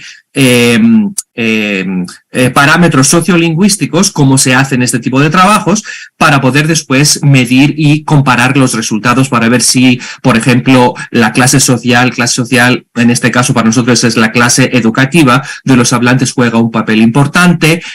Por supuesto, la diatopía es algo que juega un papel muy importante para un atlas lingüístico. También las generaciones diferentes que usan las lenguas de modo diferente, la diferencia entre varones y mujeres, etcétera, etcétera, ¿no? Entonces queríamos hacer todo esto. Aquí más o menos se ve, bueno, el círculo es un poquito más grande, debe ser un poquito más pequeño, porque realmente en la parte del Brasil no encontramos tanta presencia del guaraní como nosotros quisimos. Entonces también lo que queremos también a través de este atlas mostrar es cómo funcionan ciertos procedimientos lingüísticos que nosotros usamos tanto en la clase cuanto damos las clases de lingüística, y fenómenos como el sustrato, superestrato, adstrato, porque realmente todo lo que se está llevando a cabo en la zona guaranítica es ver en vivo este tipo de proceso o este tipo de procesos y poder describirlos mejor también. Y también conocer mejor qué es lo que está pasando en la zona guaranítica también nos puede dar algún tipo de información, qué es lo que pasó en otras épocas en las que el castellano ha estado en contacto con otras lenguas, como por ejemplo durante la romanización de la península ibérica, porque solo no tenemos mucha información de las lenguas, sabemos que existían antes otras lenguas antes de la llegada del latín, y así podemos ver más o menos cómo sucedió este proceso en las épocas anteriores.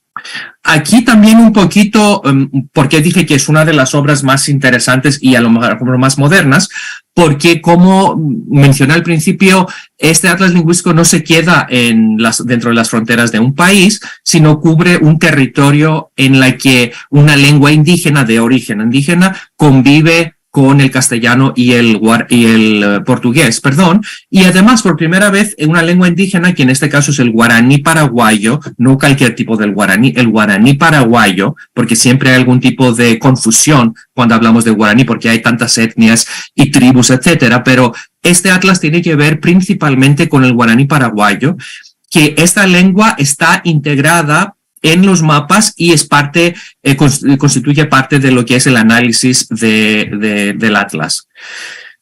A ver, aquí, bueno. Ahora, la metodología que acabo de mencionar la voy a repasar rápido.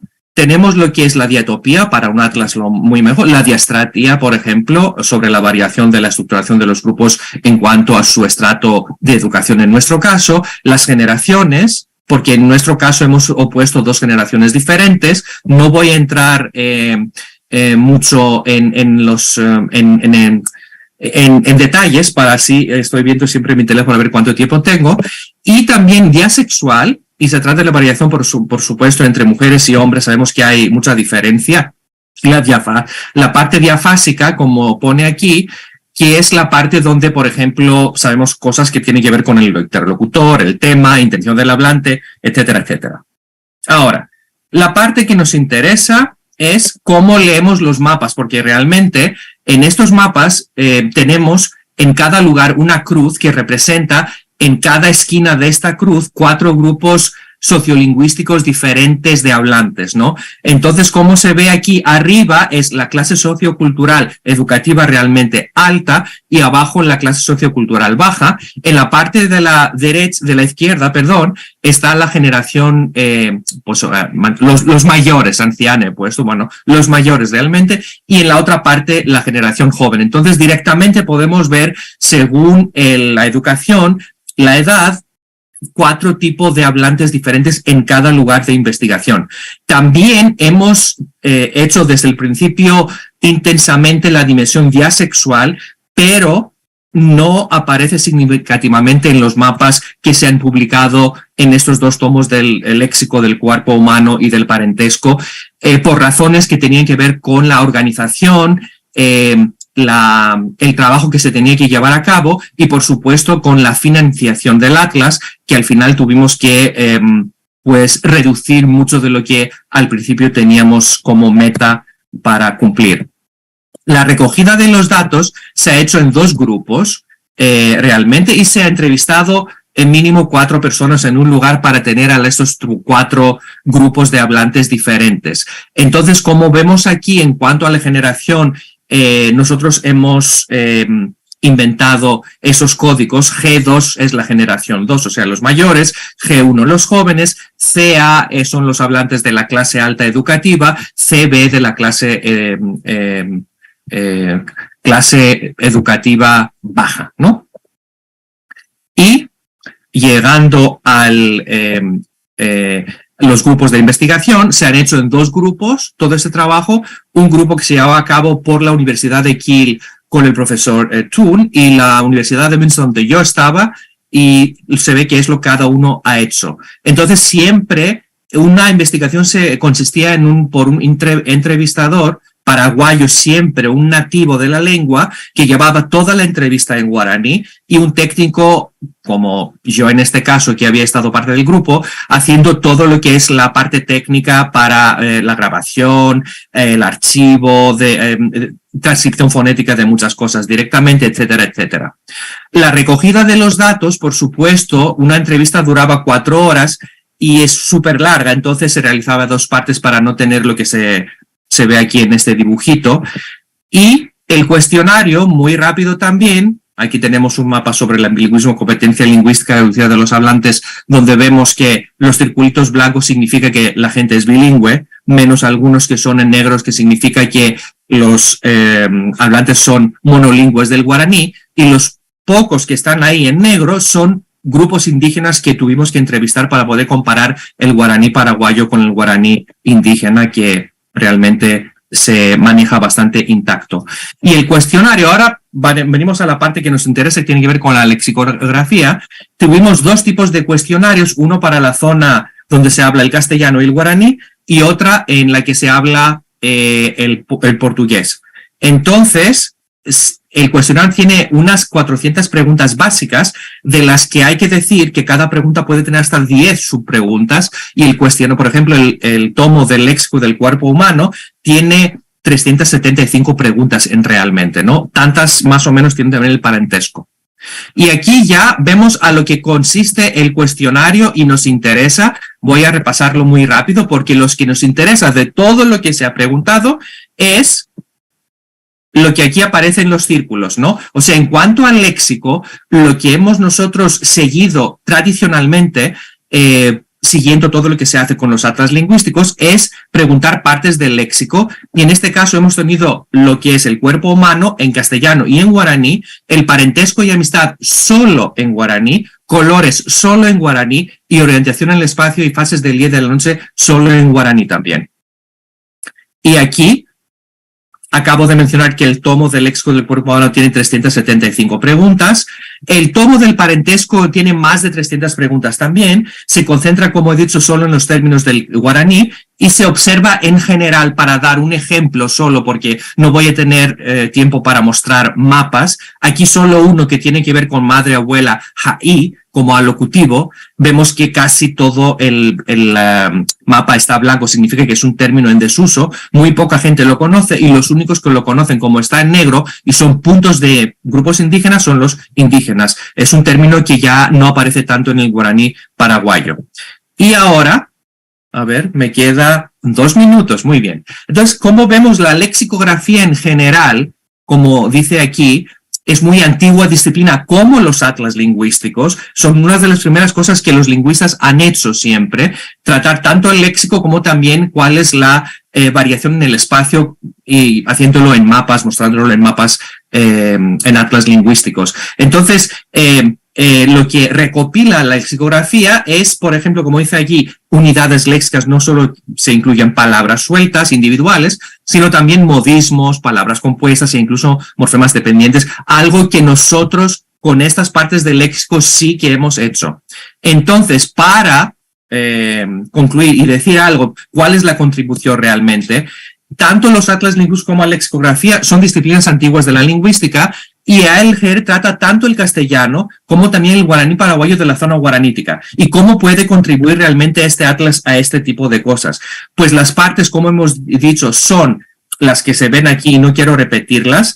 Y, por ejemplo, estas partes contienen este tipo de palabras que realmente se usan en el guaraní paraguayo y también en el castellano de Paraguay y de la zona guaranítica. Entonces, ¿qué es lo que se puede hacer? Pues realmente nosotros describimos cuál es la realidad lingüística. Entonces, para un lexicógrafo, si quiere ver y entrar y ver los mapas, qué es lo que se conoce en cuanto a las partes del cuerpo humano, las deficiencias corporales, qué es lo que existe en el parentesco y la amistad, puede entrar en los mapas y ver este tipo de palabras que nosotros hemos recopilado.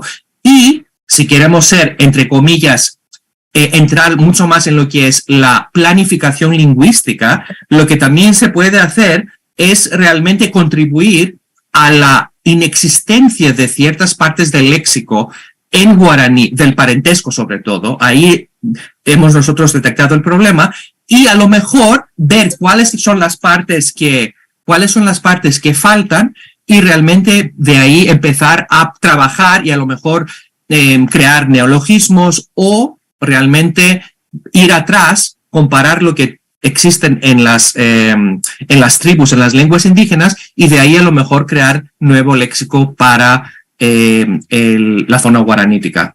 Eso es todo, muchísimas gracias. Y también quiero decir a Huillet, muy rápido, que nosotros también tenemos el KFLC, Kentucky Foreign Language Conference. Invito a todos los que estén aquí, si queréis enviar propuestas para participar en esta conferencia, que tiene también un día virtual, lo que ayuda a mucha gente que está muy lejos. Muchísimas gracias a Huillet, otra vez a Estela.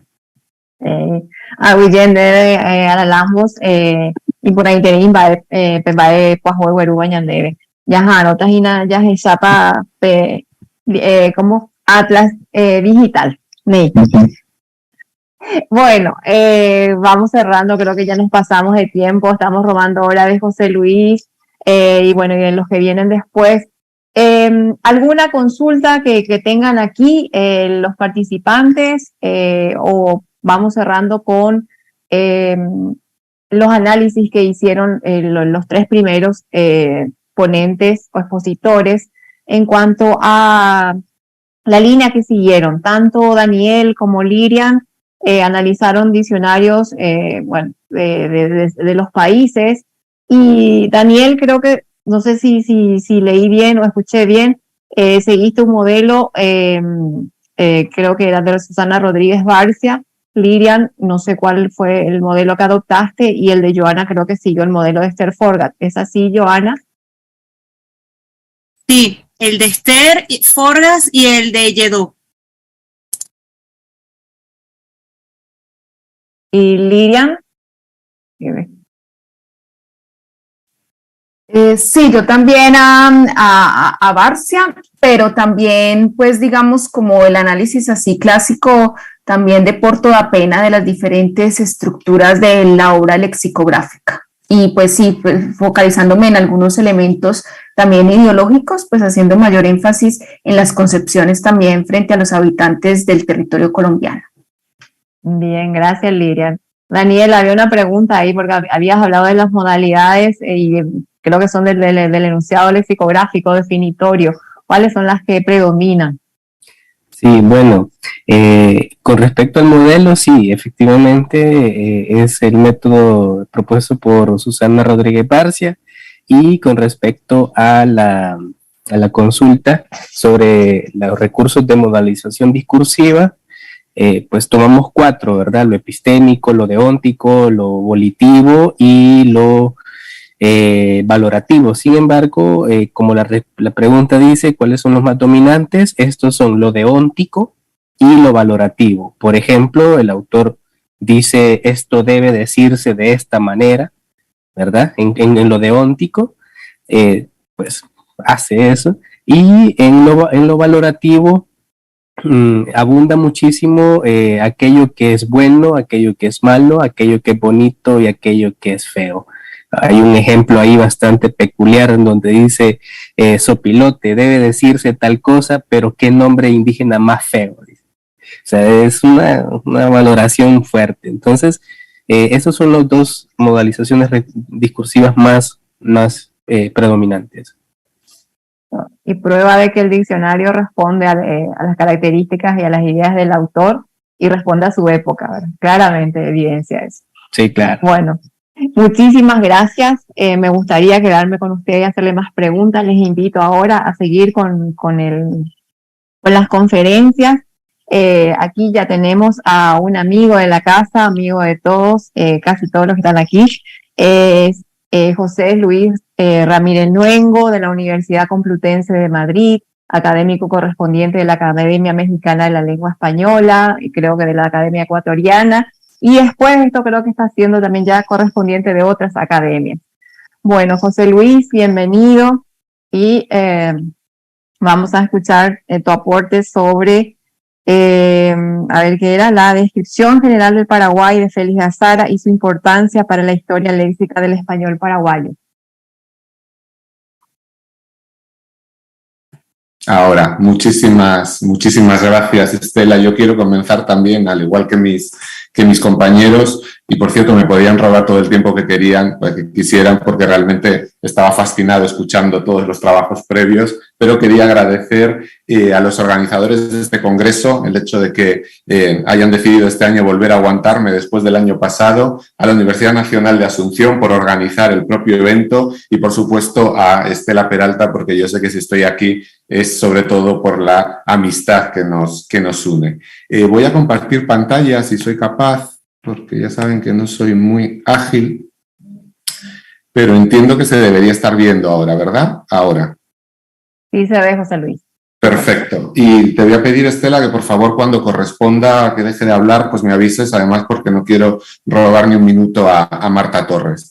Y como ven, voy a hablar sobre la descripción general de general de Paraguay, de Félix de Azara y su importancia, pero en concreto, por motivos de tiempo, voy a hablar de una cuestión concreta de las muchas de interés que tiene este texto de Azara, que es precisamente el caso de los indigenismos. Y voy a empezar diciendo una obviedad que todos sabemos, y es que si bien el estudio de la sincronía del español paraguayo pues está bastante desarrollado, ¿verdad? Y de hecho cito simplemente algunos trabajos de los muchísimos que hay, y me alegra citar obras de personas que están aquí presentes, ¿verdad? La profesora Palacios y el profesor Simeonidis, frente a lo que ocurre en la sincronía. En el caso de la diacronía, el desconocimiento es casi total. Fíjense, he apuntado ahí algunos de los trabajos que tenemos. Yo me atrevería a decir que prácticamente todos los que tenemos. Algunos trabajos clásicos de Germán de Granda, un acercamiento de Miranda Hidalgo, algunos trabajitos míos que tienen que ver con el contacto con el portugués, y prácticamente nada más, de manera que podemos decir que es prácticamente todo lo que queda por investigar acerca del pasado lingüístico del Paraguay, en una tarea que tiene que comenzar, y creo que ya lo hemos hablado varias veces con Estela, tiene que comenzar por la preparación de corpus documentales filológicamente fiables, que todavía no tenemos, o tenemos en muy escasos todavía, y por otro lado, a partir de aquí, a partir de estos corpus que hayamos creado, llevar a cabo un proyecto, en la medida de lo posible, coordinado, que nos permita conocer los diversos niveles del sistema, cuál es la situación, cómo van cambiando y sobre todo cuáles van a ser los procesos que llevan, o esto es lo que a mí me interesa, que llevan a que el español paraguayo adquiera la fuerte personalidad que tiene hoy dentro del mundo hispánico. Yo, por supuesto, no voy a hacer todo esto, ojalá, pero no soy capaz, de manera que lo que voy a hacer va a ser simplemente presentarles unos aportes que además mi idea es que sirvan como modelo de trabajo, es decir, como un ejemplo de lo mucho que podemos hacer y de lo mucho que tendremos que hacer.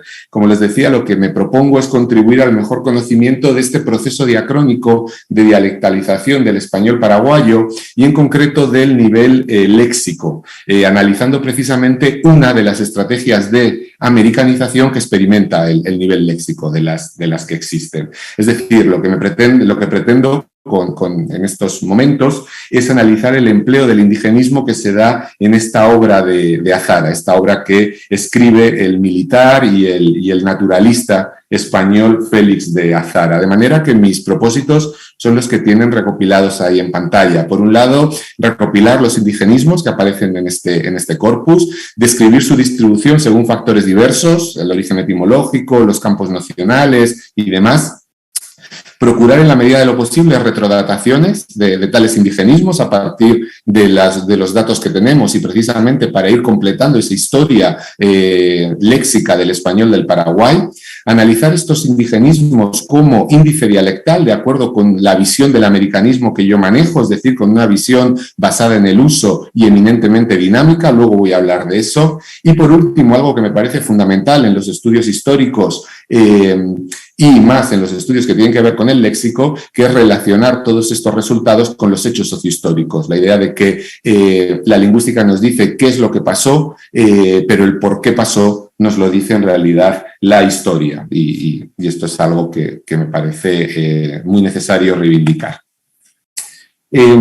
Respecto a quién es el autor, a Félix de Azara, unos datos muy básicos, simplemente para no robar más tiempo. Félix de Azara nace en Huesca, en Aragón, en España, en 1742 y desarrolla sus primeros estudios en esta ciudad. Muy rápidamente, en 1764, apenas un muchacho de 20 y tantos años, se incorpora al ejército y esta incorporación al ejército le sirve para seguir desarrollando estudios que empieza a relacionar con la ingeniería. Él va a tener una destacada labor dentro del ámbito de la ingeniería. De hecho, también es docente, por ejemplo, en Barcelona, en la Academia Militar de Barcelona de cuestiones de ingeniería.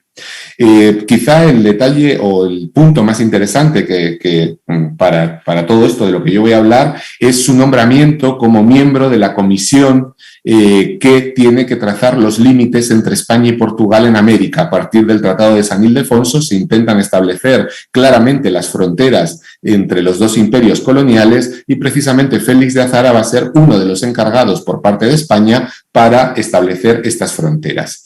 En 1781 parte para América, llega al Virreinato del Río de la Plata y va hacia la zona paraguaya, donde va a permanecer durante 20 años, va a estar 20 años en esa zona.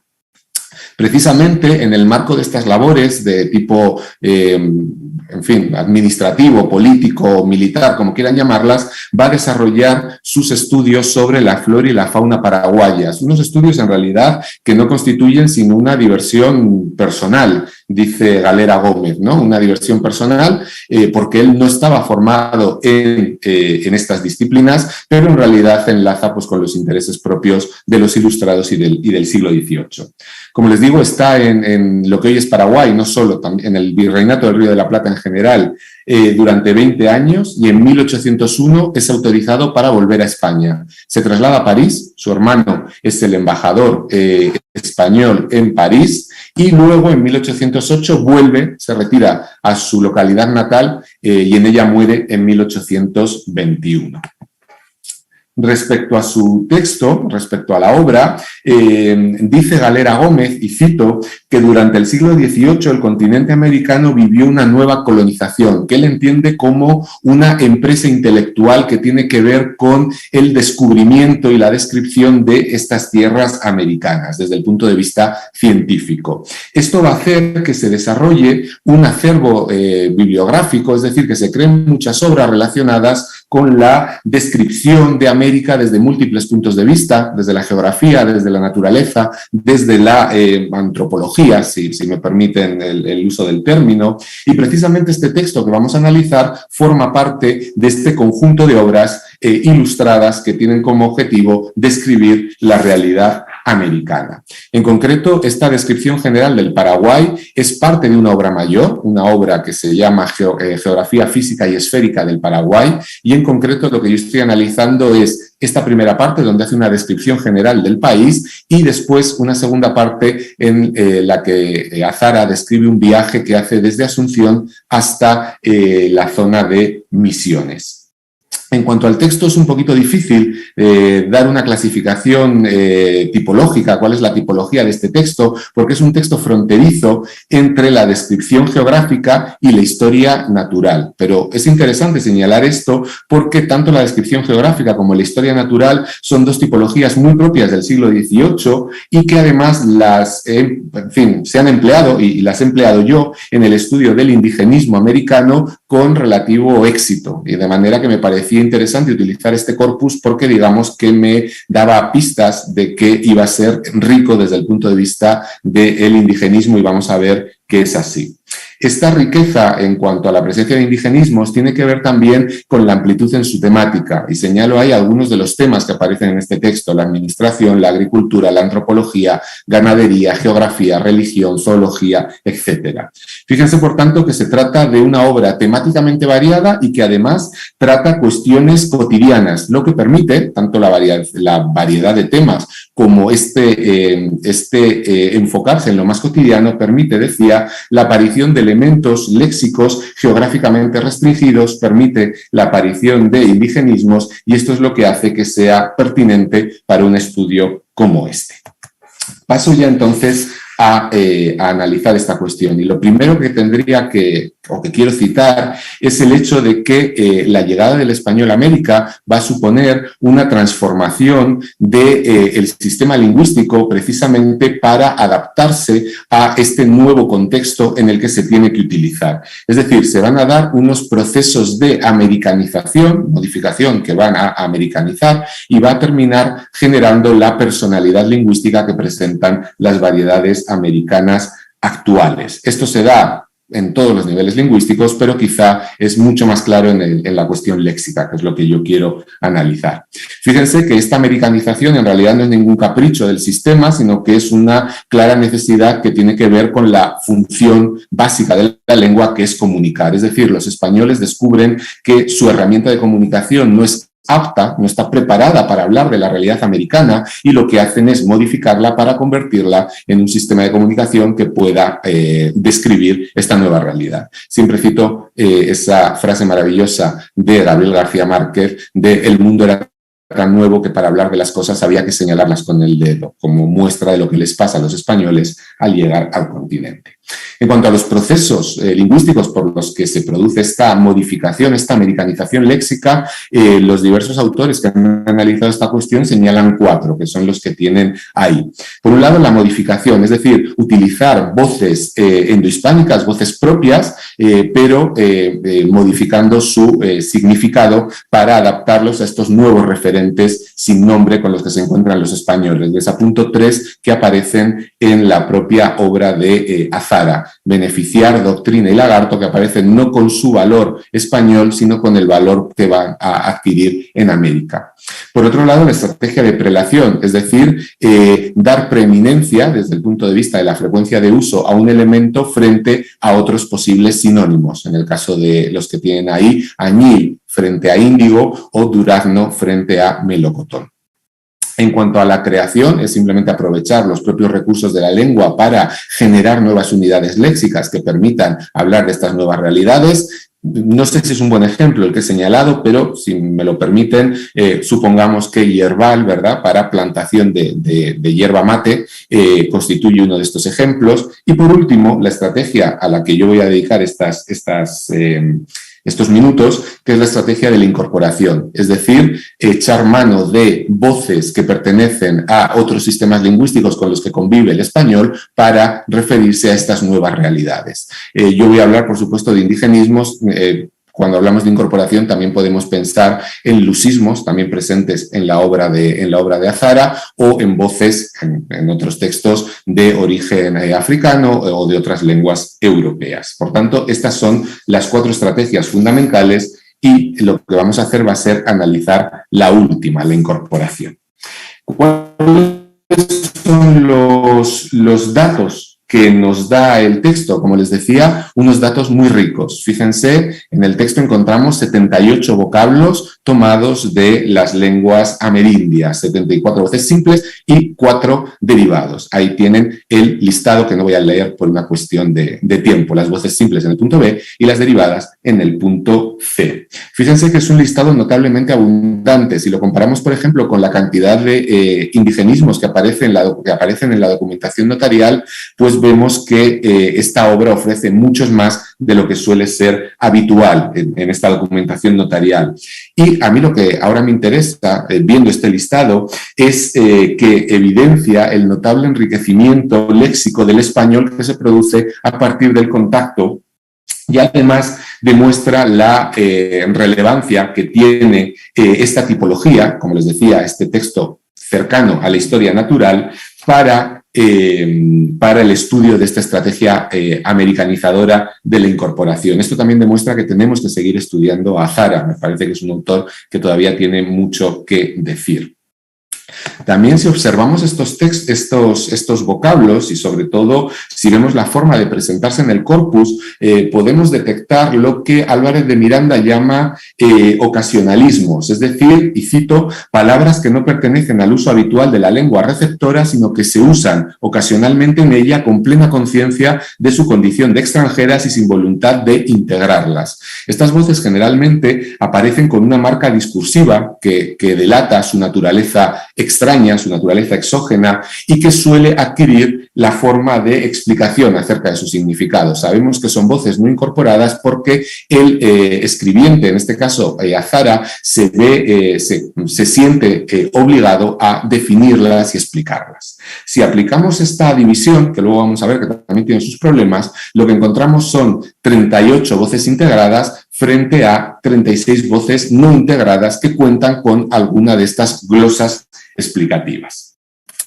En este sentido, hay 2 cuestiones que llaman la atención, o que a mí me llaman la atención. En primer lugar, la altísima presencia de voces no integradas, porque analizando otros textos vemos que ciertamente aparecen estos ocasionalismos, pero no en un 48% de los casos, ¿sí? Y esto probablemente tenga que, o guarde relación, creo yo, con el espíritu ilustrado de Azara y sobre todo guarde relación con el receptor que él tiene en mente cuando escribe su obra, que como sabemos es un lector europeo que él considera que no está habituado al léxico propiamente paraguayo, y esto hace que le lleve a incorporar estas glosas explicativas que definen las voces que les señalo. Esto es interesante porque tradicionalmente se suele utilizar la presencia de la glosa como una muestra de que la voz no está integrada en la variedad geográfica que se está analizando. Pero fíjense cómo en realidad aquí lo que estamos viendo no es el grado de integración de estas voces en el español paraguayo del siglo XVIII, sino la integración de estas voces o la idea de la integración de estas voces que tiene el propio Azara, lo que hace que esta forma de estudiar los ocasionalismos quizá sea discutible y quizá tengamos que pensar nuevas estrategias que, les confieso, yo por el momento no sé cuáles pueden ser.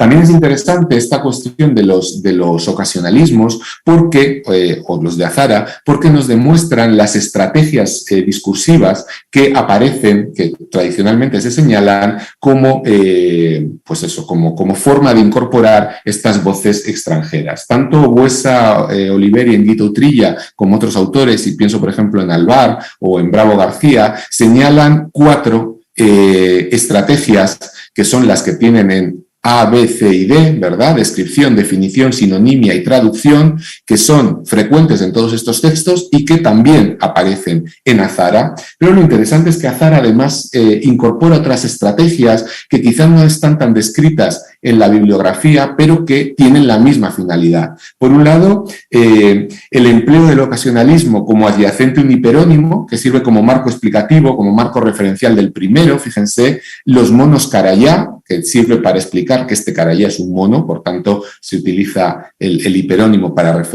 explicar el ocasionalismo, o las dobles estrategias, estas construcciones reforzadas donde lo que se hace es combinar varias de las estrategias previas, que también aparecen ahí en el punto F, y que voy a pasar, si me lo permiten, para no robarle tiempo a Marta Torres. Otra cuestión que puede ser interesante son los orígenes etimológicos, porque esto nos permite comprender cuáles van a ser las lenguas autóctonas que de forma más relevante participan en la conformación de esta personalidad léxica del español paraguayo del siglo XVIII, y ahí tienen los datos del corpus. En fin, datos poco sorprendentes, como pueden ver. Por supuesto, un predominio clarísimo de guaraní, más de la mitad de las voces son de origen guaraní, una presencia todavía también importante de las lenguas antillanas y del quechua, y una presencia más puntual de otras muchas voces, del Caribe, del náhuatl, del cuna, del mapudungún, del querandí, etcétera. Me parece que es muy interesante esta cuestión precisamente porque estos resultados, que como les digo no sorprenden, van en la línea de lo que siempre se ha dicho sobre qué lenguas influyen en el enriquecimiento léxico del español. Decía que son también interesantes porque responden muy bien a determinadas circunstancias de índole histórico. Por un lado, al bilingüismo generalizado que existe en Paraguay en el siglo XVIII. Esto nos explica la presencia abundante de voces guaraníes. Por otro lado, a la rápida expansión de voces antillanas por todo el continente, precisamente por el temprano contacto de estas lenguas antillanas con el español, cosa que también sabíamos y que Azara nos demuestra. Y por otro lado, también la presencia de los quechuismos nos está hablando de algo que quizá no se recuerda tanto, que es el contacto interdialectal que se da entre el Río de la Plata y el Paraguay. Es decir, esta presencia de quechuismos en el Paraguay no se puede entender desde el quechua, sino que se tiene que entender desde un contacto entre variedades hispánicas, entre el español paraguayo y el español rioplatense, que sí que cuenta con estas voces incorporadas desde el norte. Y digo que esto es importante porque muchas veces se olvida el peso, como pone en pantalla, de los trasvases léxicos y las mutuas influencias que establecen entre sí las distintas variedades americanas del español. Un factor que es muy necesario considerar para comprender en profundidad la configuración léxica de las variedades americanas del español. También me interesa la cuestión del reparto de los indigenismos por campo nocional, por campo léxico, que es el que tienen ahora mismo en pantalla. Y me interesa precisamente porque esto nos permite comprender, o al menos analizar, qué ámbitos de la realidad se ven especialmente afectados por esta estrategia de americanización, en el caso del Paraguay del siglo XVIII. Ahí tienen los datos. Y de nuevo, dos cuestiones que me parecen interesantes. Por un lado, el hecho de que esta estrategia aparezca en campos léxicos muy variados. En campos léxicos muy variados porque lo que nos demuestra es cómo la incorporación de indigenismos no se concentra en un ámbito de la realidad, sino que supone en realidad una estrategia muy importante para la americanización. Habla de la importancia de esta estrategia y además nos está hablando de este proceso de reestructuración léxica que produce la llegada o el traspaso del español a América. Y por más que esto sea así, es decir, la presencia de indigenismos en campos léxicos muy variados, también es interesante señalar la concentración en campos específicos que de nuevo también se pueden entender desde diversos puntos de vista. Por un lado, el hecho de que se concentren estos indigenismos en campos como puede ser la flora, la fauna, la agricultura y la ganadería, tienen que ver con la originalidad que muestra América en estos campos y, por tanto, la necesidad que siente el español de dar nombre a unas realidades desconocidas y que carecen de él en el idioma. Pero también tiene que ver, naturalmente, con la tipología y la temática de esta misma obra. Es decir, el hecho de que Azara se centre en la descripción de la naturaleza lleva a que aparezcan muchos indigenismos relacionados con estas cuestiones. Y esto es importante porque demuestra la estrecha relación que todos sabemos, pero que es importante recordar entre la tipología textual que estamos analizando y los resultados léxicos que encontramos.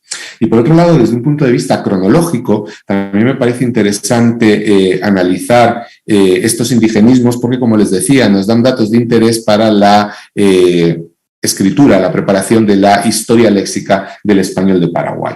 ¿Qué encontramos? Por un lado, encontramos casos de primera datación.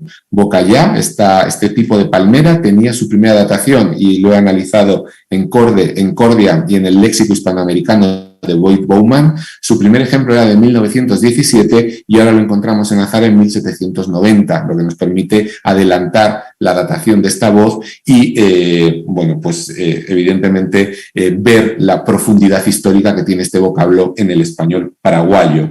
Por otro lado, también encontramos la primera aparición de voces que como pone ahí, que aparecen en sincronía pero que no tenían ejemplos históricos, es decir, al menos que no aparecían en los corpus. Y ahí tienen una serie de voces que, repito, aparecen en Dahmer y en otros diccionarios sincrónicos, pero que no tenían dataciones históricas.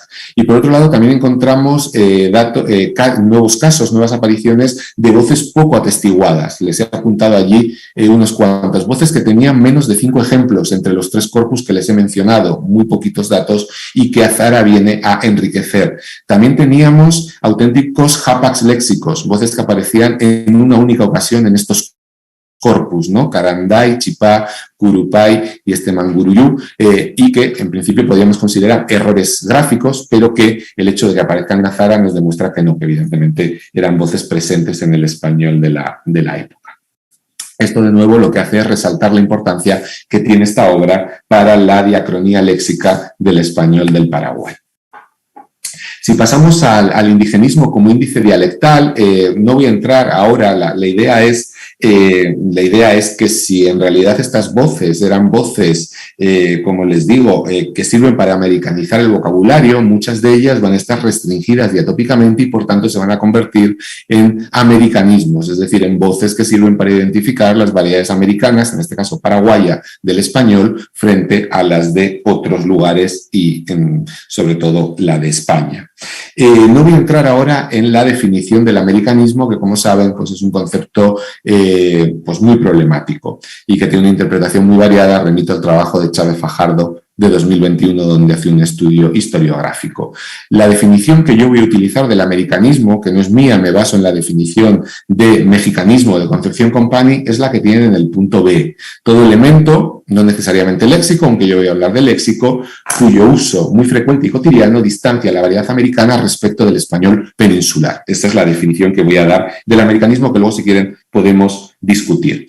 Me interesa esta definición en una perspectiva histórica, porque tiene 3 consecuencias que me parecen fundamentales para poder estudiar mejor este proceso de dialectalización, este proceso de americanización léxica. Por un lado, nos permite establecer una tajante distinción entre indigenismo y americanismo. El indigenismo se define por su etimología, todas las voces que hemos estudiado, que he señalado, son indigenismos, mientras que el americanismo se define por su uso. Y vamos a ver que no todas las voces responden igual desde este punto de vista. Si quieren, todas son indigenismos, pero no todas son americanismos.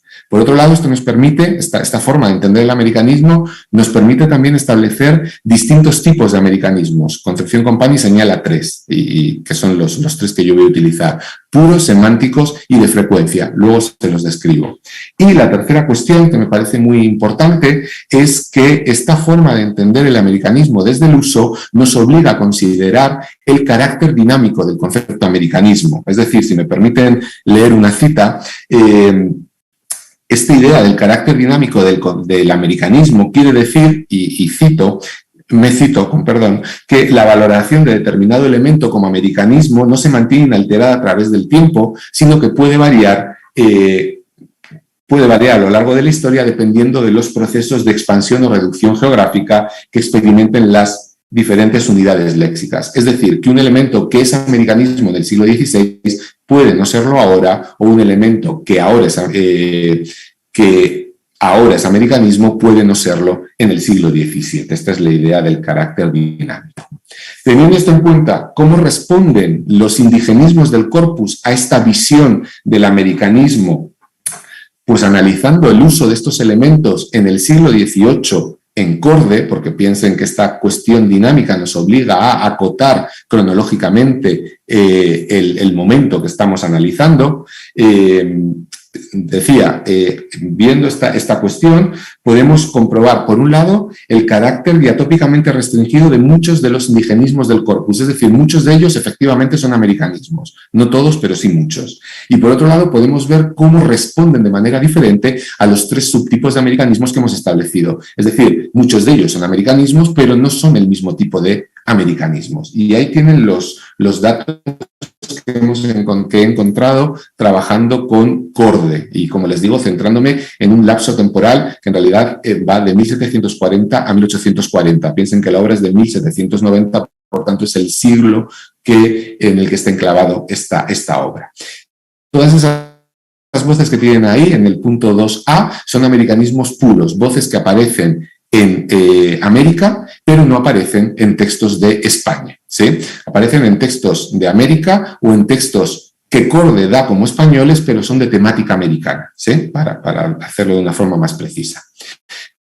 Tenemos otros que son de frecuencia, es decir, voces que aparecen tanto en América como en España, por tanto no son americanismos puros, pero que en realidad tienen una diferencia en cuanto a la frecuencia de uso muy marcada, ¿no? Bejuco, cacao, caimán, calagual y canoa se utilizan tanto en América como en España, pero la frecuencia de uso en América en el siglo XVIII, en este periodo que les he señalado, es mucho más alta que en España. Y también tenemos voces generales, es decir, chocolate y maíz, que se utilizan tanto en América como en España y además con la misma frecuencia de uso, lo que quiere decir que han perdido su capacidad de identificar a las variedades americanas, es decir, han perdido su capacidad de índice dialectal, han dejado de ser americanismos. Esto, de nuevo, no es casualidad, sino que guarda relación con determinados condicionamientos históricos, ¿sí? Claro, los americanismos puros en realidad se refieren a realidades americanas que solo se conocen en América y que no pasan a España. El desconocimiento del referente hace que también se desconozca la voz. Y eso determina que estos indigenismos solo se utilizan en América y por tanto sean americanismos puros. Ahora bien, el traslado y la expansión, como lo pone en el punto 3b, de algunos de estos realia a España los convierte en americanismos de frecuencia e incluso en voces generales una vez se incorporan al español de España de forma general, tanto el referente como el nombre. Fíjense, por tanto, que lo que vemos es un proceso de desamericanización que está todavía sin estudiar y que diacrónicamente es muy interesante, que nos lleva de una voz que en un momento es americanismo puro, se transforma en americanismo de frecuencia y se transforma en voz general, perdiendo su valor discriminador, perdiendo su valor de índice dialectal. Eso es lo que pasa, por ejemplo, con chocolate o maíz a través del tiempo. Y voy concluyendo ya, no sé cómo voy de tiempo, por favor. Ajustadísimo. ¿Eh? Ajustadísimo.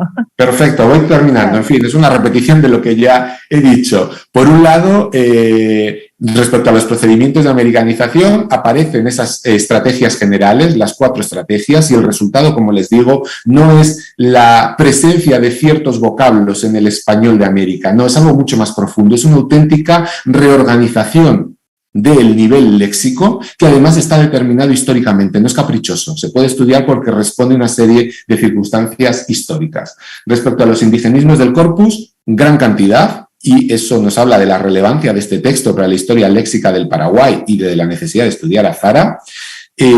Los orígenes variados, evidentemente predominio de algunas lenguas por factores históricos y también la idea del contacto interdialectal entre variedades del español como forma de entender mejor el léxico que presentan nuestras variedades americanas. Presencia de indigenismos en numerosos campos nacionales, lo que nos está hablando de la relevancia de esta estrategia. Y en cuanto al indigenismo como americanismo, como les digo, el indigenismo responde positivamente a la idea al concepto de americanismo que he aplicado, establece diversos tipos de puro y de frecuencia, y algunos son voces generales, por tanto se puede establecer una escala diacrónica de desamericanización de estas voces que nos llevan de americanismo puro a frecuencia y voz general.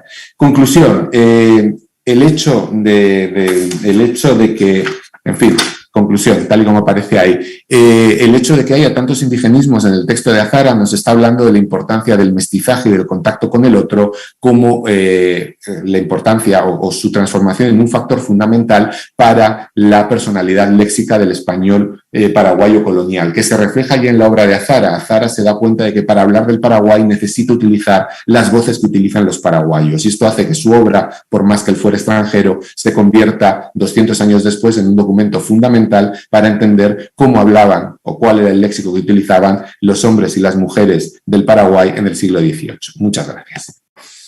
Gracias, José Luis. Interesantísimo el trabajo. Bueno, ¿puedo hacerte las preguntas después? Así Sí, escuchamos sí, a Marta. Bueno, continuamos entonces y ahora escuchamos a la doctora Marta Torres de la Universidad de Jaén con el trabajo e investigación en torno al léxico histórico de especialidad, el caso del ámbito culinario. Marta Torres, bienvenida. A ver, José Luis. ¿Qué tal? Hola, hola. ¿Me escucháis, verdad? Sí, te escuchamos. Muy bien. José Luis, ¿puedes dejar de compartir? Sí, perdón. Ay, gracias. Bueno, en primer lugar quiero dar las gracias a la profesora Estela Peralta por su amabilidad a la hora de invitarme a este foro, al que bueno, pues acudo con mucha ilusión, y también quiero saludar a todos los colegas que están conectados.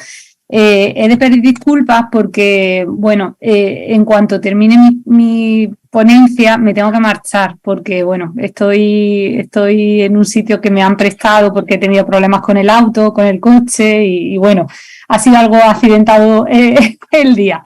Entonces, si hay alguna pregunta, bueno, agradecería algún comentario que me lo hicieran justo después de mi intervención.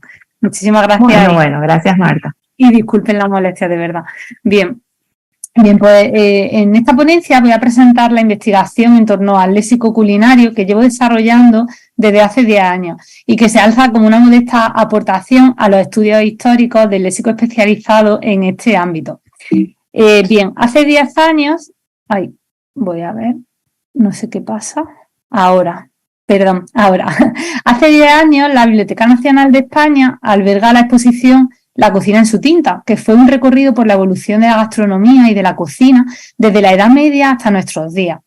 En la presentación del catálogo bibliográfico, su coordinadora, la profesora Isabel Moyano, reivindicaba que la historia de la alimentación es también cultura escrita y además cree necesario reconstruir su evolución histórica porque, según su equipo de trabajo, la alimentación deja pronto de ser una necesidad vital para convertirse en un arte que utilizará la representación escrita y la imprenta como medio de difusión.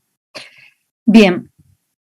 De hecho, una de las máximas especialistas en la historia de la gastronomía, la profesora catedrática María de los Ángeles Pérez Samper, alude, y aquí tienen la cita, a que los libros de cocina, que son a la vez un subgénero literario y una fuente histórica, recogen los modelos gastronómicos de cada época. Son modelos ideales que reúnen la tradición con los últimos refinamientos, solo al alcance de unos pocos, por la cantidad y calidad de productos, por la dificultad de la elaboración que requiere mucho tiempo, muchas personas y muy expertas con conocimientos especializados. También una colega de la UNED, Nuria Polo, habla de que, bueno, pues mientras que las obras coquinarias han despertado el interés de algunos historiadores o incluso de expertos gastronómicos o cocineros, no puede decirse lo mismo de la filología. Y es cierto que existe una cierta laguna a la hora de que los filólogos nos acerquemos a este ámbito del léxico de especialidad. Es verdad que hay un investigador que actualmente es catedrático emérito de la Universidad de Lausana, que se llama Rolf Everens, que, bueno, pues ahí tienen una página web y un proyecto abierto que se llama Léxico Español de la Alimentación y el Arte Culinario Tradicionales desde la Edad Media de los siglos XIII al XVI. Everens es muy curioso cómo en este artículo de 2014, bueno, pues considera que además de centrar el interés en los tratados culinarios, un historiador del léxico ha de prestar atención a una tipología textual más variada. En concreto, él alude a 4 tipos de fuentes. En primer lugar, propone que se estudien las pautas relacionadas con el ceremonial de la mesa. En segundo lugar, que se analicen recetarios privados. En tercer lugar, tratados médicos medievales, porque ahí aparecían consejos para regímenes alimentarios para los enfermos, ¿no? Y tiene interés. Y en último lugar, habla de un subgénero más desconocido que él llama literatura contable, es decir, los libros de cuentas y de documentos que la nobleza o, bueno, pues entidades públicas o Casa Real usaban para ir comprando lo que necesitaban para comer a diario. Además de estos 4 tipos de escritos, Everens también observa la conveniencia de estudiar el canon literario. Hay muchas obras, Libro de Buen Amor, Corbacho, La Lozana Andaluza o incluso El Refranero Español, donde también hay mucha variedad de ítems relacionados con la cocina y la gastronomía. Bien, en nuestro proyecto, como veremos a continuación, fijamos la vista en un corpus de textos a partir del siglo XVII, sobre todo me centro en el siglo XVIII-XIX, respetando el proyecto de Everens que va desde el siglo XIII hasta el XVI. Bien, el inicio de mi investigación se sitúa en un trabajo publicado en 2012, se llamó Recepción del léxico gastronómico, la lexicografía española, y me centré en un manual llamado Nuevo Arte de Cocina, publicado en 1745 por Juan de Altamira. Juan de Altamira fue un monje, un fraile franciscano, que tenía que dar de comer a sus compañeros en el convento, y también había allí estudiantes a modo de colegio mayor y también les servía. Por supuesto, una cocina muy austera, muy simple y práctica, sobre todo cocina de aprovechamiento. Más adelante tuve la suerte de centrarme en un trabajo fin de máster. Hice un máster en el año 2014 por la UNED sobre elaboración de diccionarios y pude centrarme, como digo, en un manual llamado Arte de Cocina del siglo XVII, 1611, de Martínez Montiño. Martínez Montiño representa la otra clase de cocina porque Martínez Montiño era el cocinero de Felipe II y Felipe III, por tanto preparaba una cocina mucho menos austera, una cocina destinada a la nobleza y a la realeza fundamentalmente. Bien, los objetivos que me planteo a la hora de rescatar estas voces y de estudiarlas, analizarlas, y la metodología es la que sigue. En primer lugar, me aproximo a esta parcela específica del vocabulario, la relativa a la cocina, elaboro un corpus léxico que poco a poco se va ampliando y, como digo, la metodología se basa primero en ofrecer una clasificación onomasiológica o temática de los términos recopilados. Selecciono aquellos que despierten un mayor interés desde el punto de vista de la historia del léxico. En segundo lugar, hago una revisión de esos términos en la tradición lexicográfica, tanto académica como no académica. Y finalmente secuencio y hago una repertorización de los términos atendiendo a la metodología propia de la lexicografía histórica. Bien, para ello, para llevar a cabo este estudio, por supuesto, tengo que elaborar un corpus que se está ampliando, como digo, poco a poco, y atiendo a distintas y muy variadas tipologías de fuentes, sobre todo teniendo en cuenta la recomendación de Everens que había comentado anteriormente. Bien, Comienzo por ver qué fuentes metalingüísticas uso. Por supuesto, los diccionarios son una gran fuente para elaborar un corpus. Hay algunos diccionarios que he usado en algunos trabajos. Es el Diccionario Nuevo de las dos lenguas francesa y española, de Sobrino, también el Diccionario de Autoridades y un diccionario muy interesante que es el de Ángel Muro. Ángel Muro, en 1892, es el primero que publica un diccionario general de cocina. Muro fue uno de los primeros que fundó una escuela de cocina en Cataluña y él hace muchísimos tratados de cocina, hace también calendarios muy interesantes y bueno, pues se le conoce fundamentalmente por la publicación de este diccionario general. También, por supuesto, tengo que atender a fuentes especializadas, es decir, a tratados culinarios y tratados de índole médico-higiénica, tal y como recomendaba Everens en su trabajo de 2014. Bueno, pues ahí tenemos el Nuevo Arte de Cocina, que ya lo hemos citado, de Altamira, de Martínez Montiño, el Arte de Cocina. También me aproximé, ahora veremos, a Dominga de Guzmán con su recetario mexiquense, que muy amablemente mi colega y amigo José Luis Ramírez Luengo, bueno, pues me regaló, ¿no? Y a partir de ahí, pues pude estudiarlo.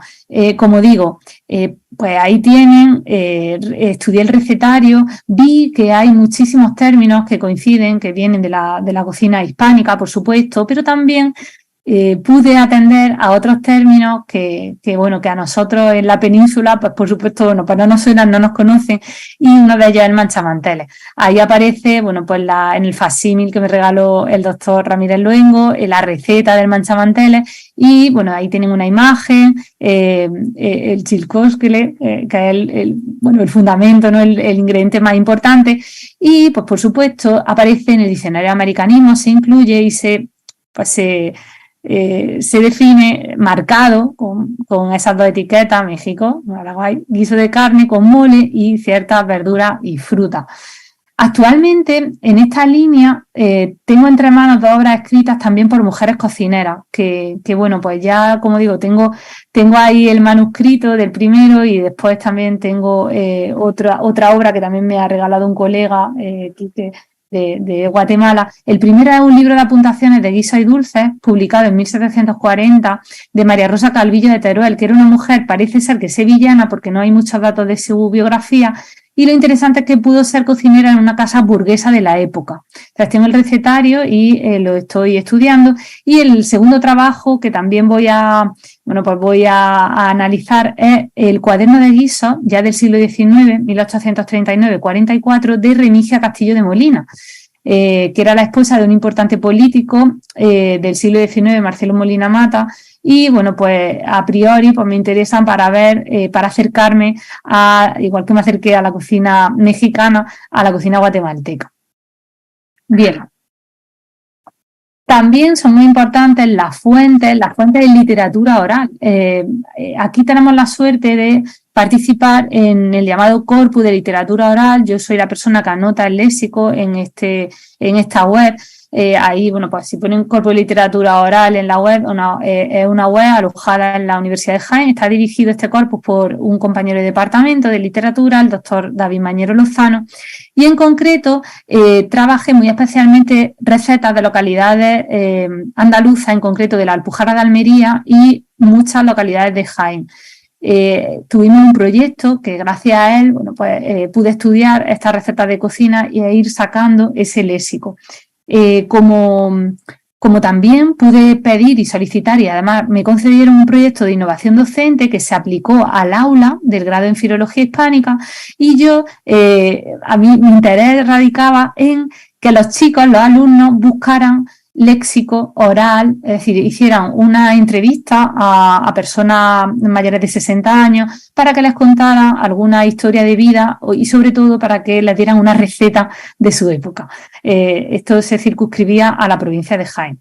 Bueno, aquí tienen un pantallazo del Corpus de Literatura Oral a una señora de la parte de la Sierra de Cazorla, y ella hablaba de la gachamiga, que es un plato, bueno, pues típico de esa zona. Ahí, bueno, pues pueden ir viendo, pues se pone la sartén con agua, se le echa su sal. Bueno, pues no lo voy a leer para no perder tiempo, pero lo interesante es que esta voz es típica es una voz andaluza, es típica de la provincia de Jaén, se incluye en el corpus de literatura oral y también se incluye en un tesoro, el llamado tesoro léxico de la habla andaluza, donde aparecen pues, los andalucismos, los términos que habitualmente a lo largo de la historia pues, hemos utilizado aquí en Andalucía.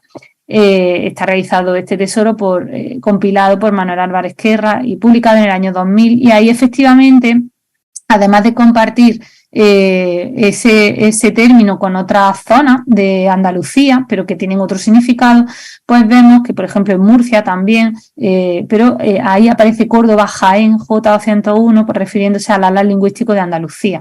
Es decir, que es un término que se circunscribe a Andalucía, pero más específicamente a Jaén con este significado. Ahí les he puesto una foto de las gachas migas.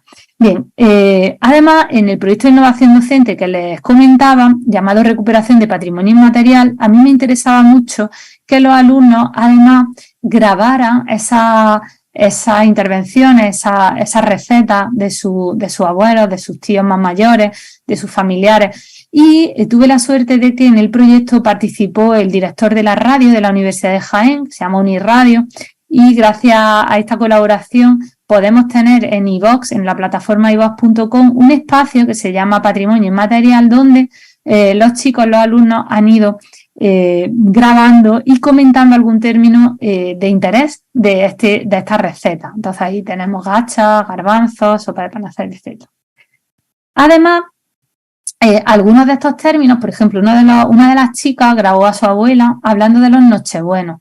El término nochebueno es un término que se considera general a lo largo de la tradición lexicográfica, es decir, bueno, pues nos indica que además de hablarse, bueno, pues de decirse en Andalucía, específicamente en la zona de la Sierra Sur, en una localidad que se llama Valdepeñas de Jaén, también parece que se usa en otras zonas y por eso no hay una marca, entendemos una marca dialectal. Bueno, Nochebueno, torta grande amasada con aceite, almendras, piñones y otras cosas para la colación de Nochebuena, por lo cual se dio este nombre, efectivamente. Esos son, bueno, pues son la imagen que ven ahí, es como una torta de azúcar y habitualmente lleva piñones, lleva pasas y se llama así porque se hacía en Nochebuena. Bien. Todavía se recoge, bueno, se recoge en el siglo XIX, como tienen ahí, y en el diccionario de la lengua española actualmente también se recoge. Bien. Además, otro tipo de fuente muy interesante es la relativa a la prensa. He tenido la suerte de participar en dos proyectos donde tenemos a la prensa como fuente básica de estudio. En el primero que tienen en la diapositiva, pues, se trata de un proyecto que hemos terminado recientemente, Ideas Lingüísticas y Pedagógicas en la prensa del siglo XIX, financiado por el Ministerio de Ciencia de España y dirigido por Victoriano Gaviño de la Universidad de Cádiz y María José García Folgado de la Universidad de Valencia. Hemos tenido la suerte de publicar un monográfico en el Boletín de Filología de la Universidad de Chile y en ese monográfico yo tengo un estudio sobre receta y léxico culinario en prensa española del 19. En ese artículo pues me centro en el almanaque de conferencias culinarias de Ángel Muro, que antes he citado, en 1892 lo publica, y también en un semanario muy interesante llamado El Hogar, publicado en 1866-67 en España, editado por Ferrer y González, donde en cada número de ese semanario aparece una llamada sección culinaria donde se dan recetas. Entonces tenemos el puré de lentejas, por ejemplo, en este número, el puré de acedera o las concretas de aves. Entonces, bueno, pues también hubo términos muy interesantes que pude datar y también algo muy importante es que ya en el siglo XIX vamos recibiendo, por supuesto, términos, préstamos de otras lenguas y aparecen galicismos, anglicismos, etcétera, ¿no? Bien. Además, también pude acercarme a prensa chilena. Hice el guiño, como se publicaba en el Boletín de Filología de Chile, me acerqué a esta revista, bueno, pues en concreto a la revista CISAF Familia y Pacífico Magazine, ya publicada en el primer cuarto del siglo XX. Ahí les pongo un ejemplo de Familia, del número que pude analizar, 1910, y también efectivamente aparecen modelos de menú.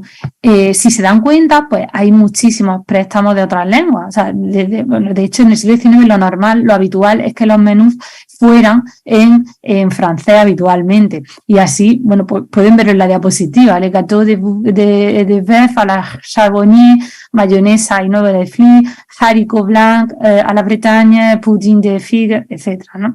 Esto también, bueno, pues es un dato a tener en cuenta, el tema de los préstamos. Bien, en cuanto al proyecto que he citado antes en la diapositiva, otro de prensa que yo pude dirigir, que también terminamos hace apenas unos meses, fue un proyecto dedicado a la prensa de la provincia de Jaén. Entonces, aquí yo me aproximé a numerosos periódicos, en concreto más de 60, y lo que pude comprobar es el interés que había en cuanto a los anuncios de las tiendas, en concreto de los ultramarinos, que es una palabra que entra, que irrumpe en el siglo XIX y que va a sustituir al término abacería, que eran las antiguas tiendas donde se vendía bueno, pues comida, ¿no? A nivel local, de barrio, etcétera. Entonces, aquí tienen un ejemplo de la ruleta, publicado en 1884, donde aparecen, pues, ciertamente tipos de pescado, el salmón inglés, la langosta inglesa, róbalo, robaliza, los gibiones, hay algunos términos que son de índole más andaluza, o también, bueno, pues abajo pueden ver los tipos de vino, champán, vermut y cómo se escriben, ¿no? Y también me interesa mucho que vean bueno, vinos típicos de la zona, vinos típicos de Andalucía, por ejemplo, el pajarete o el jerez o también la manzanilla. Bien, ahí tenemos el ejemplo de pajarete, que es un nombre de vino. Ahí tienen bueno, pues una marca, por ponerle la fotografía. Pajarete es un término que entra en el diccionario de la Real Academia Española en 1884 y se define como especie de vino dulce de Jerez. Jerez, la ciudad, una localidad gaditana. Ya en 1899, ya se dice en la etimología, en el paréntesis etimológico, el motivo de por qué se llama así. Es que se elabora en Pajarete, bueno, antiguo monasterio situado a 6 kilómetros de Jerez. Y ya se define como un vino licoroso, muy fino, delicado. En 1992 se sigue recogiendo y, por último, también en el diccionario de la lengua española, pues se mantiene. Va cambiando ciertamente el paréntesis etimológico, pero se sigue ubicando en un convento cercano a Jerez de la Frontera, que es donde se empieza a producir de una forma original. Bien, otro tipo de fuentes muy interesantes a las que me dedico junto con otros colegas como José Luis Ramírez, que me ha precedido la palabra, las fuentes documentales archivísticas. Yo tengo un trabajo muy interesante sobre el léxico de cocina relativo a un inventario de beneficencia del Archivo Histórico Provincial de Jaén, que fue un convento y también posteriormente un hospicio de hombres. Y ahí, cuando va hablando del inventario, bueno, pues la despensa la inventaría y ahí, bueno, pues muy interesante. Términos muy interesantes a propósito de la culinaria. También he tenido la suerte de poder acceder a la repostería, a los libros, esa literatura contable de la que hablaba Everens. Bueno, pues he ido a los libros de cuentas de la Casa de Arcos en 1750 y ahí también, bueno, pues es un trabajo que actualmente tengo en prensa. He podido ver cómo, bueno, pues hay muchísimos términos relacionados, en este caso, bueno, con la élite, ¿no? Porque, bueno, pues eran nobles, la Casa de Arcos, y bueno, pues no deja de ser interesante. Esto lo he podido hacer gracias a un proyecto en el que comparto, bueno, pues lo comparto con miembros de la Universidad de Granada, los dos catedráticos, Miguel Calderón, María Teresa García Godoy, y bueno, pues ahí enclavé este artículo. Bien. Ahí, en ese listado de la Casa de Arcos, aparece un término muy común. Dice, bueno, pues en un momento determinado, bueno, en varios momentos de ese legajo, que tienen más de 500 folios, aparece, bueno, pues se compran 5 gallinas para hacer manjar blanco. El manjar blanco es un término muy interesante, ya aparece en archivos, bueno, en documentación de Isabel la Católica, cuando se habla de la casa Isabel la Católica y de toda la documentación, ya aparece que, bueno, pues que en esa corte se daba manjar blanco en las cenas dedicadas a la nobleza o a la corte. Manjar blanco es cierta suerte de guisado, como lo definía el diccionario de autoridades, que se compone de pechuga de gallina, cocida, deshechas con azúcar, etcétera, etcétera. No lo voy a leer para no robar tiempo. Bueno, pues lo importante es que se recoge también en el siglo XIX y ya también se considera, por supuesto, un americanismo, pero con otro significado. Ya en el siglo XIX se recoge como plato dulce que se hace con leche, almendras, etc. Y en el diccionario de americanismo, por supuesto, pues aparece muy marcado, ampliamente marcado, y es bueno, pues el dulce que se prepara con leche, azúcar, leche condensada, etc. Incluso en el diccionario de la lengua española aparecen las dos últimas excepciones marcadas en Cuba y en El Salvador, Panamá y Perú, relativa a dulce de leche. Bien, el corpus que tenemos supera los 500 ítems léxicos. Ahí he puesto la muestra de la letra P, una pequeña muestra, para que vean, bueno, pues toda la, bueno, pues la verdad, la variedad de términos, ¿no? No solo hay términos relativos a la península, sino también esto es muy interesante, préstamos, como he venido diciendo antes. Entonces, bueno, pues hay platos tradicionales de la península, de ciertas regiones, por ejemplo, las panzas de vieja, que tienen ahí, es una fruta de sartén, un dulce frito tipo buñuelo, la pepitoria, por ejemplo, ahí está la pipirrana, que es un plato muy típico de la provincia de Jaén, que es una ensalada de tomate, pimiento, atún, ajo, aceite de oliva. Arriba tienen el piñonate, que es un dulce artesanal, también típico de Andalucía, occidental, sobre todo de Cádiz, de la zona de Sevilla, Huelva, a base de harina, huevos, almendras, etcétera, ¿no? Pero también tenemos platos internacionales.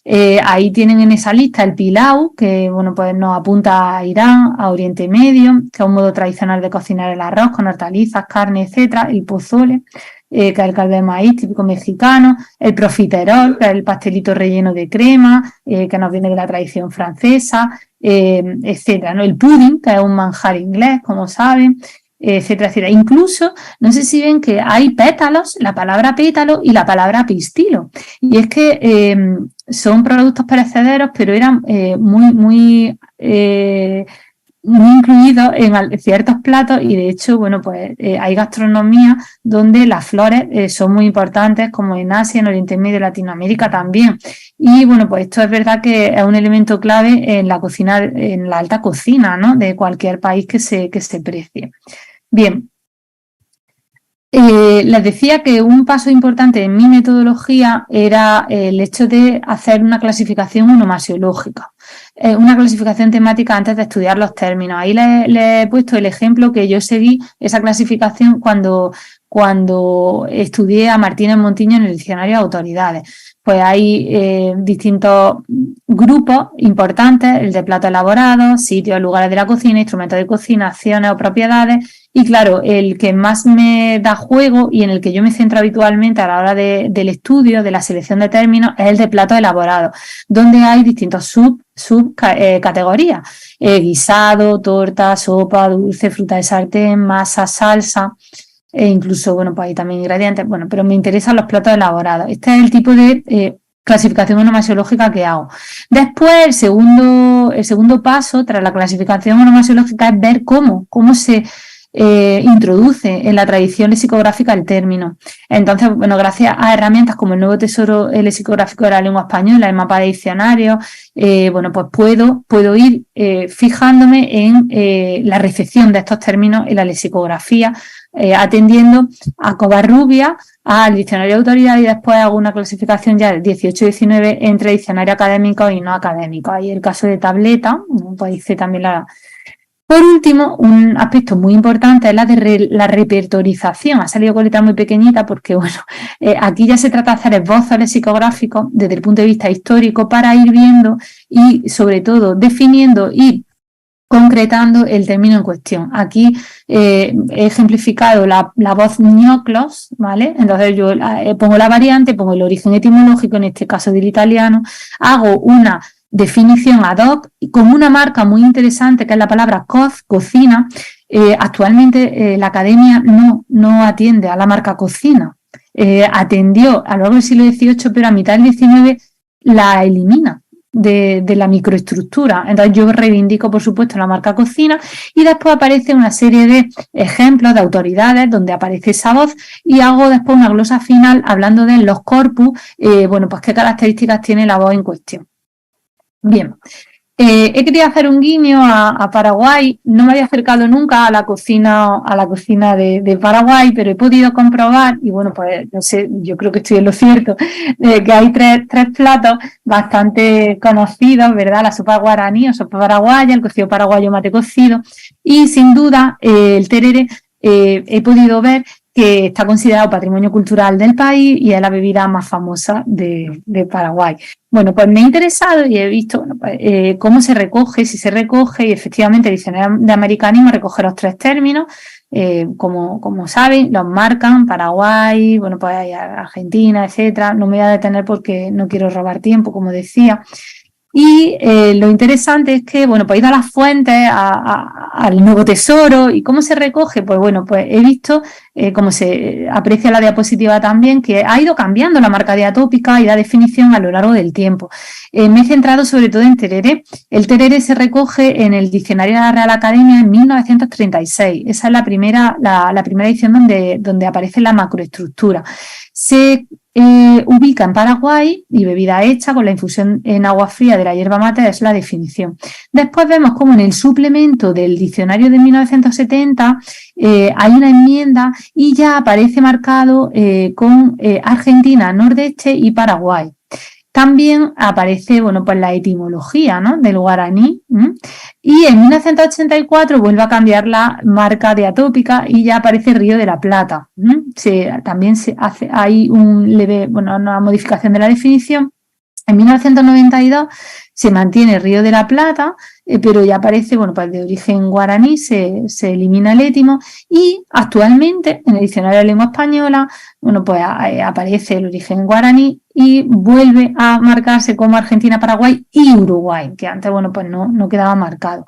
Además, en el fichero general, que es el corpus, donde, bueno, pues los académicos a lo largo de la historia iban anotando las palabras que se iban introduciendo, modificando o eliminando del diccionario, pues sí que hemos hallado 26 papeletas donde aparece el término tereré, lo que confirma, por supuesto, que los académicos, bueno, pues lo conocían, por eso lo introducen en 1936, y destaco la relativa a la documentación de tereré en Esteba Sáenz, en Voces Enterrianas, en el Boletín de la Academia Argentina de las Letras, publicado en 1963, y también la del estudio de González Centurión y Niella, cuando hablan de 140 guaranismos en el diccionario de la Academia en 1961. Entonces, bueno, pues ciertamente se encuentra esta palabra documentada en los corpus y en los diccionarios que yo manejo. Bien. Tras haber planteado los objetivos, metodología y plan de trabajo del proyecto que elaboro sobre el léxico culinario, solo resta recordar las palabras del académico Álvarez de Miranda. Conocemos todavía muy mal, y esto es muy interesante, la historia del léxico español, tanto por lo que a investigaciones monográficas se refiere, como sobre todo por carecer de un inventario exhaustivo, pancrónico y documental de la historia de todas las unidades léxicas de nuestra lengua. También Everens destaca que la historia del vocabulario fundamental del español sigue adoleciendo de numerosas lagunas. Mi interés es ir ampliando el corpus y sobre todo también divulgando, y esto es muy interesante, divulgando este tipo de investigaciones gracias a revistas, bueno, pues a foros como The Conversation, que es una red, fuente de noticias, análisis, donde, bueno, pues voy publicando algunos términos interesantes dependiendo de la época relativa a la comida, ¿no? Lo último que he publicado ha sido qué comemos en España y Latinoamérica en el Día de Todos los Santos, y ahí hablaba del fiambre de Guatemala, del pan de muerto de México o de los buñuelos y huesos de santo que tomamos aquí en la península. Nada más, le agradezco mucho la atención prestada. Dale, Marta, muchísimas gracias. Mira que tengo muchas preguntas, pero nos excedimos en el tiempo. Ay, y perdón. le tenemos a Azucena esperando, ¿verdad? Entonces, las preguntas yo creo que te las hago después por correo, ¿verdad? Sí, por favor, Justo si alguien sobre tiene todo alguna, sobre el eso es, método. está Sí, ahí mi ahí. correo, y discúlpenme que no me pueda quedar más tiempo. Muchas gracias. Muchas Justamente gracias. tenemos acá muchos comentarios, pero después, Marta, muchísimas gracias. Azucena, llegó tu momento y te aguardamos. No sé si quieres presentar tu diapositiva o te la presento yo. Voy a ver si puedo presentarla.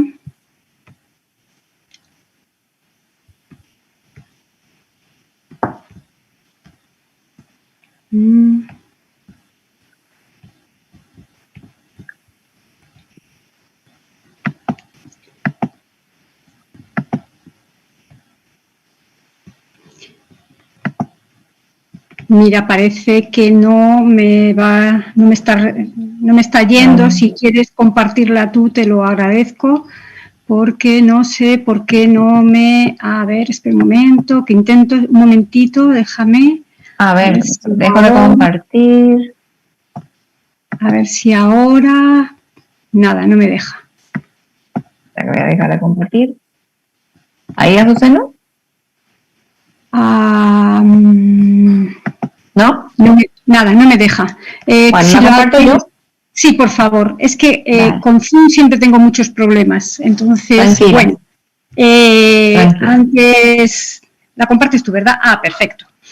Antes de comenzar, quiero dar las gracias a la organización, a la Universidad Nacional, en la que estuve hace 35 años, que se dice pronto, y sobre todo quiero darte las gracias, Estela, por invitarme a compartir esta visión que tenemos nosotros en nuestro grupo de investigación sobre el contacto y cómo entendemos la lingüística de contacto. Pero antes que no se me olvide, quiero darle un gran abrazo a Ara Lambos, que me ha precedido y me ha encantado verle después de tanto tiempo, que es un gran amigo. Así que de verdad que me ha encantado verte, aunque solo sea virtual. Bueno, cuando Estela me propuso hacer esta ponencia, pensé que sería interesante ver, ofrecerles algunos apuntes de cómo trabajamos en el grupo de investigación. Tienen la pantalla en esta parte de abajo, tienen la pestaña, la web de nuestro grupo de investigación, donde pueden encontrar las publicaciones de nuestro grupo, y también pueden encontrar el COREC, el Corpus Oral de Referencia del Español en Contacto, del que Estela va a participar con sus alumnos, espero, o colegas al menos, que van a aportar el español de Paraguay que nos falta a ese corpus. Bueno, pasamos, si te parece, Estela, por favor. Sí, lo que quiero hacerles ver es que, bueno, pues la lingüística del contacto, así de manera muy general, pues se propone, como bien saben, supongo, analizar de manera general y sistemática las causas, los mecanismos, los efectos del cambio inducido por contacto, es decir, de situaciones en las que dos o más lenguas conviven y aparece una solución novedosa a partir de esa interacción de las dos lenguas. Nosotros trabajamos en español en dos grupos, en el grupo de investigación español con lenguas originarias de América y español con otras lenguas en la península. También otro de los puntales de la lingüística del contacto es precisamente establecer redes en el estudio de las situaciones de contacto de manera coordinada para que a partir de trabajos de campo rigurosos se puedan entender mejor cuáles son esas situaciones de contacto, también delinear principios teóricos y metodológicos que permitan, pues, una mejor explicación de estas situaciones de contacto. Por favor, Estela. Antes, como no todos los que trabajamos contacto trabajamos de la misma manera, antes quiero establecer algunos puntos de partida nuestros o con los que nosotros hemos jugado desde el principio. Y fíjense que reflexiono en esta diapositiva que pueden ver sobre que hay graves deficiencias teóricas y empíricas con los estudios de contacto. Hay muchísimas zonas desatendidas, se centra la atención solo en algunas de ellas e incluso así en esas áreas en las que se centra mucha atención. Por ejemplo, estoy pensando en el español andino, hay grandes huecos, grandes zonas de las que no sabemos nada.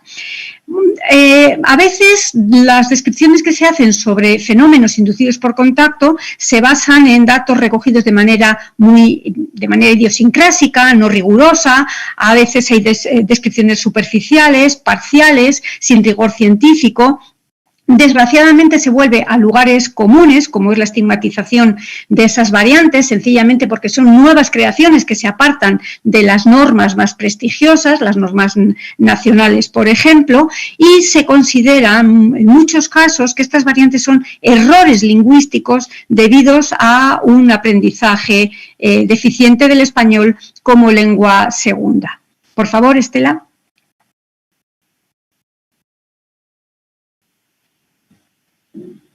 ¿Sí? ¿Es esta, Susana? Sí, esa es, perfectamente. Desgraciadamente, en el caso hispanoamericano, las propias instituciones académicas a veces han considerado que estas variedades de español suponen un problema, una deficiencia, y las han calificado como precisamente variedades deficientes, variedades plagadas de errores lingüísticos, y lo que es más peligroso es que se produce la estigmatización del colectivo que habla estas variedades locales. Desde su ingreso en la escuela se etiquetan a los niños como deficitarios cognitivamente, como hablantes que no saben hablar bien castellano, y son culpabilizados por su bajo rendimiento educativo. Por supuesto, no se tiene en cuenta el hecho de que algunas de las variaciones lingüísticas, de estos cambios inducidos por contacto que se habla en las variedades de español local de grupos indígenas bilingües, también aparecen en el habla de población monolingüe, incluso con un nivel alto de instrucción en el oral coloquial, cuando hay cuando se produce un contacto lingüístico histórico intenso, como puede ser, por ejemplo, el español andino ecuatoriano. Además, se sigue hablando de préstamo, de interferencia, de calco, cuando todos estos conceptos están basados precisamente en la adquisición completa o incompleta. Fíjense que voy a leerles algunas afirmaciones de lingüistas que, donde se aprecian todos estereotipos y estos prejuicios que conlleva la evaluación negativa de las variedades de contacto. Lenz, en su obra de 1987, decía: el español vulgar de Chile es principalmente español con sonidos araucanos. Toscano Mateo en 1953 decía: los indios bilingües, bozalones, como en su lengua materna no existe género gramatical, cometen muchas faltas, especialmente de concordancia, por no acertar con el género de las palabras. Abadía de Juan de Irigoyen, que han trabajado su obra de la variedad del NEA, del nordeste argentino, de 1980, llegan a decir: la habilidad de los bilingües en el manejo de su gramática se caracteriza por la ineptitud en el empleo de variantes gramaticales, empobrecimiento de la expresión, mantenimiento de expresiones que resultan arcaicas al hablante de español estándar y uso de otras que reflejan interferencia del sistema gramatical guaraní.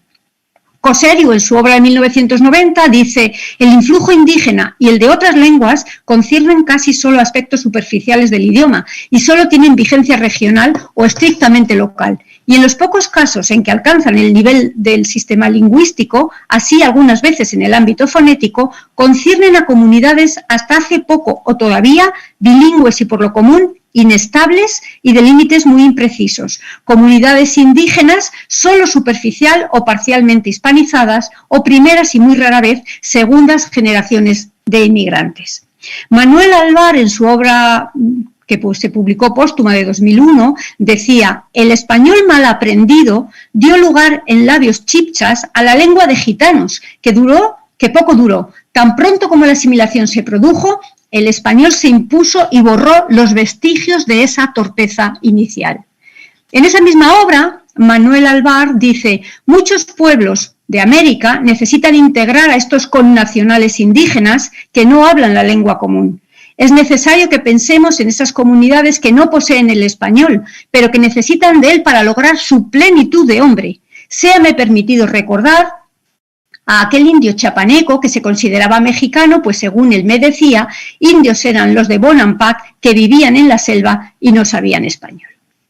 Como ven, hay, por favor, sí, objetivos básicos de esta presentación. La cuestión entonces es que necesitamos una lingüística de contacto liberada de prejuicios, de estereotipos, donde se reconozcan las diferencias, los cambios inducidos por contacto, sin concepciones sociales a priorísticas y sobre todo, y ese es el título de esta conferencia, debemos situar al hablante en el centro de la investigación, tanto desde el punto de vista teórico como desde el punto de vista metodológico, y no las lenguas, que es lo que se viene haciendo. Las lenguas no están en contacto, lo que está en contacto son los hablantes que hablan esas lenguas, ¿no?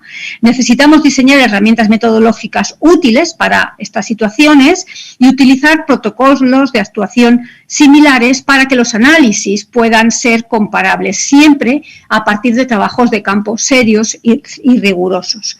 Y también hay que concienciar sobre las situaciones de contacto y visibilizar las lenguas minorizadas y las variedades de español locales que son tan mal o están tan estigmatizadas. Por favor, Estela.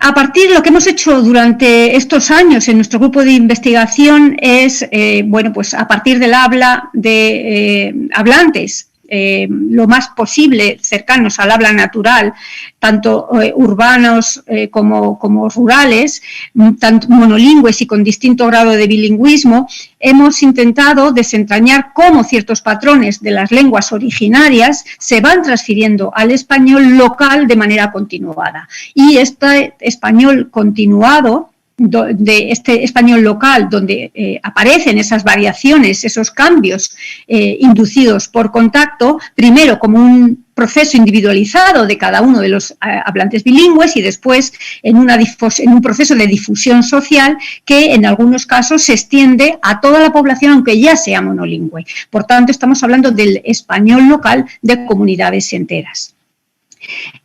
No es lo mismo unas comunidades de situaciones de contacto lingüístico histórico intenso como la del español andino o la de Paraguay que otras de hispanización reciente como por ejemplo pueden ser las comunidades tepehuanas en México, ¿no? Ya que los mecanismos que operan en una y otra pueden ser distintos.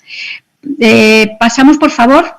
Con todo esto lo que necesitamos es perfilar algunas herramientas para detallar mejor y para explicar mejor los cambios inducidos por contactos. Partimos de la base de que la lengua es mucho más que estructura, implica visión de mundo, cultura, identidad, comunicación. Si solo entendemos la lengua como estructura, no vamos a poder entender de manera holística, de manera general, cómo opera el contacto en estas comunidades. Y cuando hablo de comunidades, me refiero a comunidades de habla, de prácticas lingüísticas. Compartimos la idea de Thomason 2001 cuando decía que la influencia de una lengua sobre otra es una clase especial de cambio lingüístico cuyo hecho diferencial es que tiene como motor causal la influencia directa o indirecta de una lengua sobre otra con la que está en situación de contacto. Y de ahí se deduce que cualquier elemento de cualquier lengua puede ser incorporado a la otra, de una a otra, si la situación de contacto intenso oportuna se da.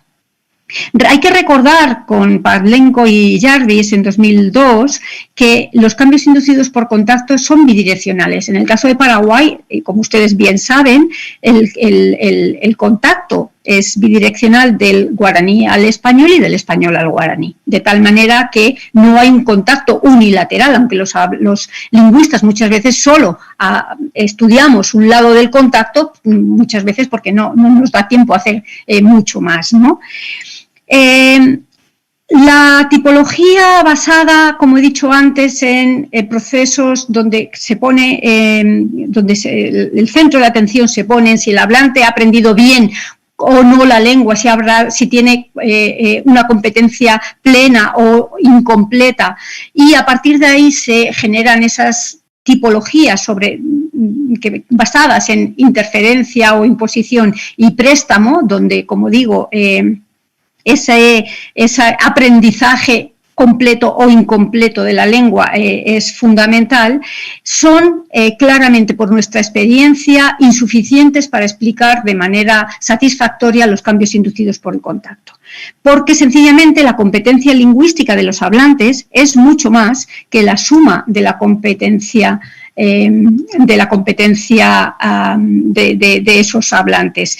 Los hablantes se saltan las restricciones lingüísticas propuestas para el préstamo y la interferencia, porque realmente lo único que hacen es, bueno, pues utilizar todos los mecanismos que tienen a su alcance para expresar de manera más satisfactoria lo que quieren comunicar. Por favor, Estela. En este sentido, hay que dar cuenta de que la ideología de la pureza, el purismo lingüístico, ha sido un freno muy importante para explicar satisfactoriamente las situaciones de contacto lingüísticas. Esta noción de pureza de las lenguas siempre establece que hay usos correctos y usos incorrectos de la lengua. Y tenemos que darnos cuenta de que tanto los usos correctos como los usos incorrectos no son más que evoluciones de la lengua. Otra cosa es la sanción social de prestigio o desprestigio que los hablantes les ponemos, pero los cambios inducidos por contacto solo son eso, evoluciones de la lengua como otras evoluciones cualquiera. La cuestión está en que cuando se apela a este concepto de purismo lingüístico se denigra, se estigmatiza todo lo que tiene que ver con lo que se llaman lenguas o variedades incorrectas, mezcladas, deficientes. Ese purismo lingüístico es el que supone o caracteriza las prácticas lingüísticas de los hablantes bilingües y multilingües como deficientes, erróneas e impuras. Pero no dejemos de recordar que el cambio lingüístico es lo natural en la lengua. Las lenguas evolucionan a partir de las evoluciones que incluyen los hablantes. Y el contacto entre lenguas lo que hacen es impulsar esas evoluciones. Así que el contacto de lenguas, los cambios inducidos por contacto, son también naturales en esos contextos multilingües que en general son los que más abundan en toda la geografía mundial. Se olvida también que la lengua no es un bloque invariable. Nosotros no hablamos de la misma manera en todas las situaciones comunicativas.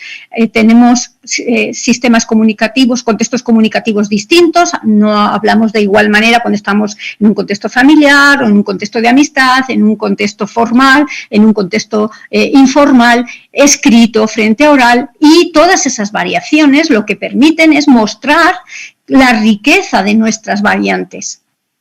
Cuando puedas, Estela, por favor.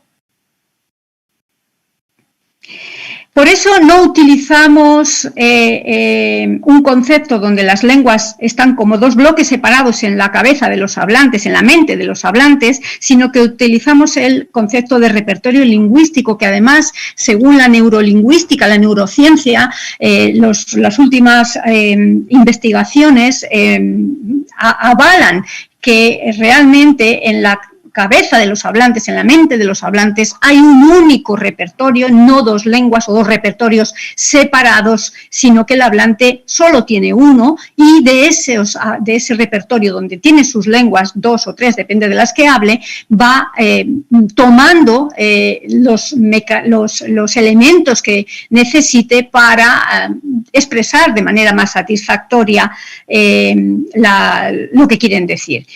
Auer, que es un autor que a mí me gusta mucho, decía: los hablantes bilingües tienen repertorios lingüísticos que se materializan en las prácticas lingüísticas, es decir, en la realización de sus comunicaciones, en sus interacciones comunicativas diarias dentro de sus comunidades. Por favor, Estela.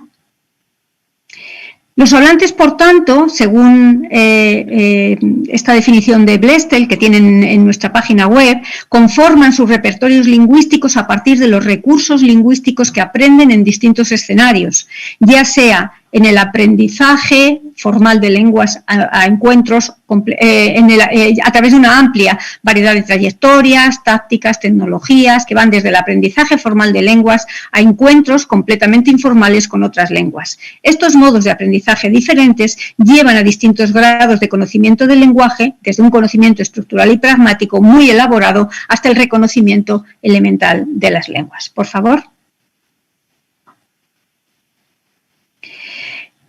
Con todo este bagaje teórico resumido muy rapidísimamente, nosotros, o yo especialmente, trabajo en una tipología que he denominado cambios directos e indirectos. Está recogida en la mayoría de mis trabajos de investigación, que como digo, las publicaciones aparecen en los PDFs en la página web. Y los cambios directos no es más que aquellos cuyo resultado es la importación de material ajeno en la lengua.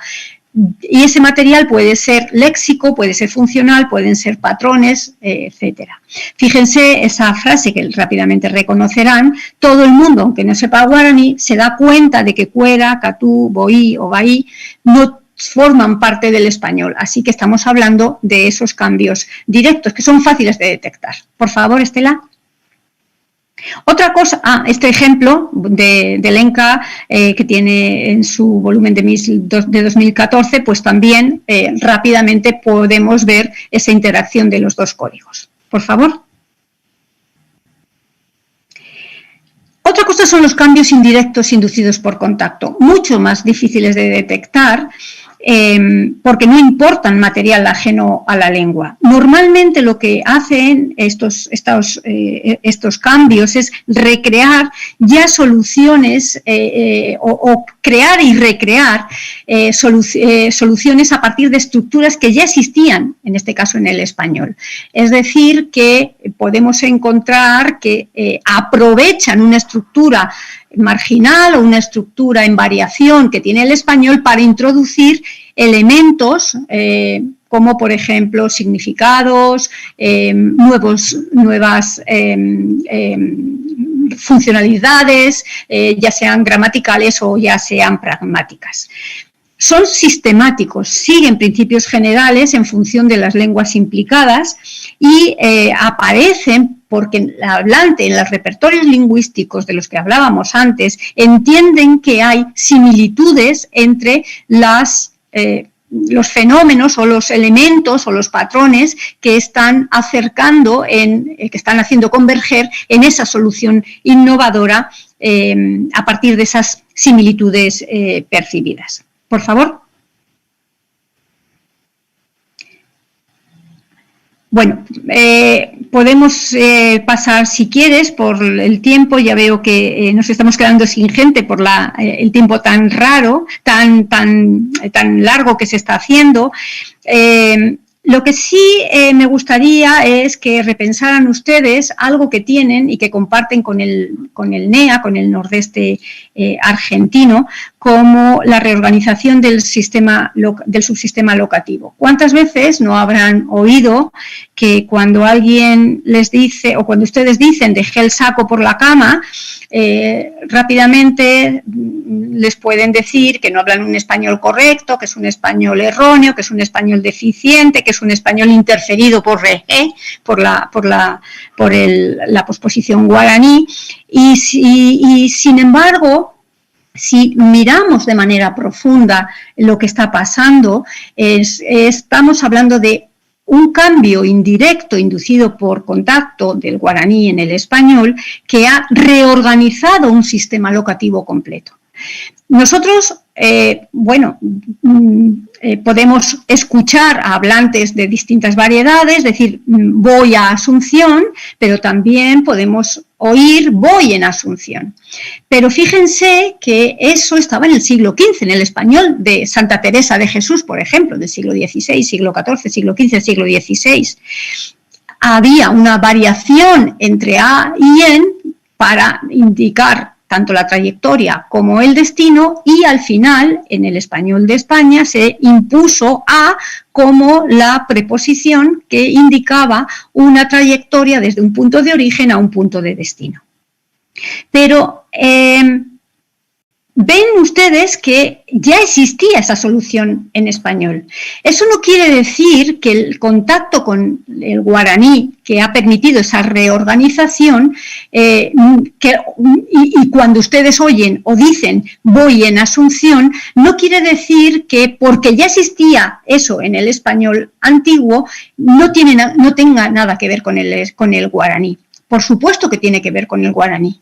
Me gustaría que pensaran cuando dicen voy en Asunción o cuando dicen ojo Asunción P, por ejemplo, cómo piensan el movimiento, cómo representan el movimiento. Si están pensando en la trayectoria, en la dirección, o están pensando más en la llegada, en el destino. Porque en definitiva, lo que está haciendo el hablante bilingüe cuando echa mano de estas soluciones es pensar en que si está pensando en la trayectoria, en la dirección, va a elegir la preposición que más se acerca a esa trayectoria, que más la describe, que es a, pero si está pensando en el destino, va a pensar en la preposición en. Y claro, ustedes tienen cosas, como digo, igual que el NEA, tienen expresiones como dejé el saco por la cama. Y cuando yo les pregunto, y esto me pasó en un curso de contacto que di en el Chaco en la UNE hace unos años, hablantes monolingües de español de posgrado haciendo tesis doctoral, decían, es que yo digo, dejé el saco por la cama, porque si yo digo, dejé el saco en la cama, sería como dentro de la cama. O yo digo apoyé la bici por la pared o por el árbol, porque si digo en el árbol, sería como dentro del árbol. Entonces, ustedes fíjense que lo que han hecho ha sido una reconfiguración, una reorganización de las representaciones mentales que tienen del movimiento en función de lo que aparece en guaraní. Y así han podido reorganizar esas tres preposiciones del español para dirección, una única dirección, una dimensión que sería A, por dos dimensiones que sería lo superficial y en tres dimensiones que sería la meta, el destino, pero en tres dimensiones en el interior. Por favor. Estamos hablando entonces de un cambio indirecto inducido por contacto, con esa emergencia de nuevos significados, con esa reorganización del subsistema locativo completo, mediante un mecanismo de convergencia que el hablante bilingüe tiene en su repertorio lingüístico. Y lo que hace sencillamente es codificar las mismas representaciones lingüísticas, las mismas representaciones espaciales cuando habla español y cuando habla guaraní. Y el afianzamiento paulatino de estos significados frente a otros que tienen las preposiciones en español da lugar a la reconfiguración de esas relaciones espaciales y, por tanto, a la reorganización de ese sistema por completo.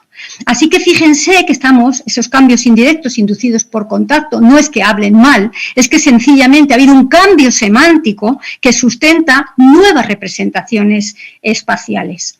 Y no estamos hablando de trasvases mecánicos porque el hablante no sabe hablar bien o porque hace un copia y pega de determinado trocito de lengua a la otra, sino sencillamente porque el hablante elige la solución más parecida a cómo concibe cognitivamente la escena en guaraní.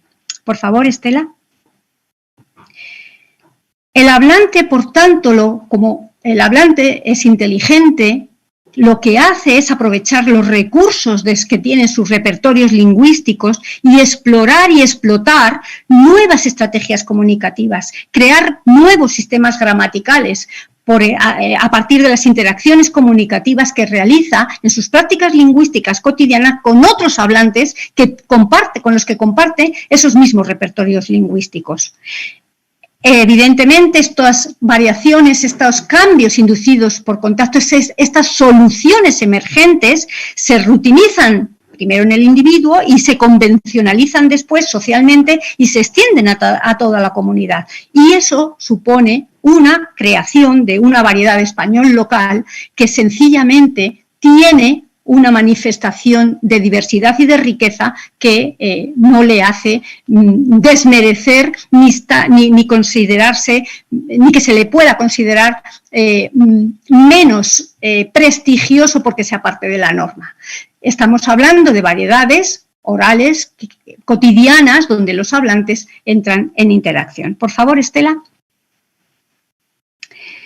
En definitiva, fíjense que los cambios inducidos por contacto no son más que aprovechamiento de las potencialidades de los sistemas lingüísticos español y guaraní.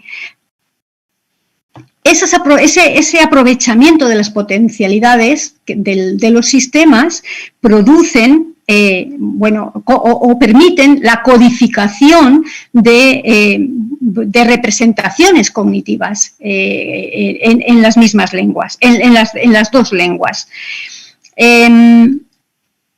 Ustedes entenderán mejor que nadie que no es lo mismo acercó la silla por la mesa que acercó la silla a la mesa, ni que puso el prendedor por la caja frente a puso el prendedor en la caja, o este niño manotea por la torta que este niño manotea en la torta. Sí, por favor.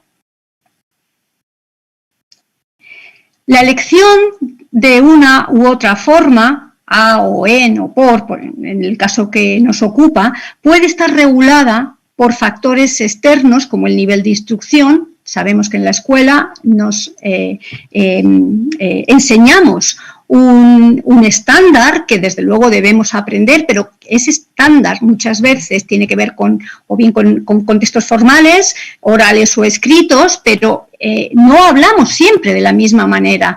Así que cuando el niño o el adolescente o ya el universitario menciona o habla con estas variedades locales, se les sanciona por no utilizar el estándar. Pero nosotros no utilizamos el estándar permanentemente. Estas son otras variedades tan importantes en nuestra comunicación como puede ser el estándar que utilizamos cuando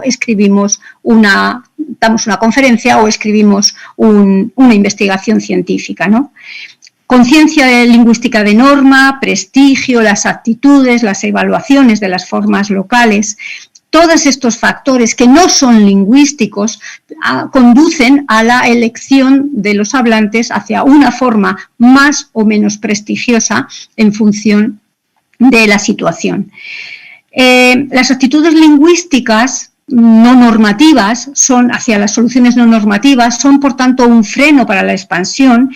Evidentemente a mayor instrucción escolar menor porcentajes de soluciones no normativas, pero lo que tenemos que hacer no es sancionar o por lo menos lo que nosotros hacemos, no es sancionar, penalizar las soluciones no normativas, sino intentar explicarlas y ver la riqueza y la diversidad que albergan, ¿no? A entender la lengua como una variedad de recursos, como un sistema pluridimensional, plurinormativo, de variedades, es decir, con variedad de normas, con variedad de registros, y eso es lo que enriquece. Una lengua no es solo el estrechamiento de un modelo de variedad que puede ser que coincida con el prestigioso. Por favor, Estela. Para concluir, hago mías unas palabras de Angelita Martínez, una lingüista muy amiga y muy querida, argentina, que reivindica que desde nuestra posición de lingüistas, con profundo interés en la educación, intentamos establecer una relación entre ambos campos, la lingüística y la educación, porque consideramos que el ejercicio de reflexión sobre el estatus funcional de las lenguas, los significados acuñados en ellas y la complejidad de sus gramáticas podría promover un conocimiento que influyera en la superación de muchos prejuicios que, como hemos visto, compartimos los propios lingüistas. Sí, por favor. Necesitamos más trabajos de habla real, con acceso libre y gratuito. Les animamos, Estela y yo, a que colaboren en el COREC, que tienen ahí la dirección de nuestra página web, y desde ya, AUIE. Guillén debe Azucena y Ustitereí y Rojendúgina.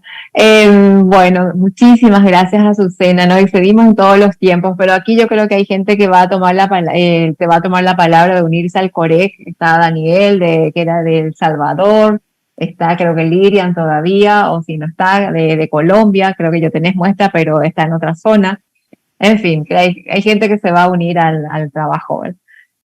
Bueno, me gustó esta nueva visión de variación, de contacto, es más aperturista, ver que lo que existe y no se puede negar. Bien, ese dinamismo, ese enriquecimiento también que se va viendo.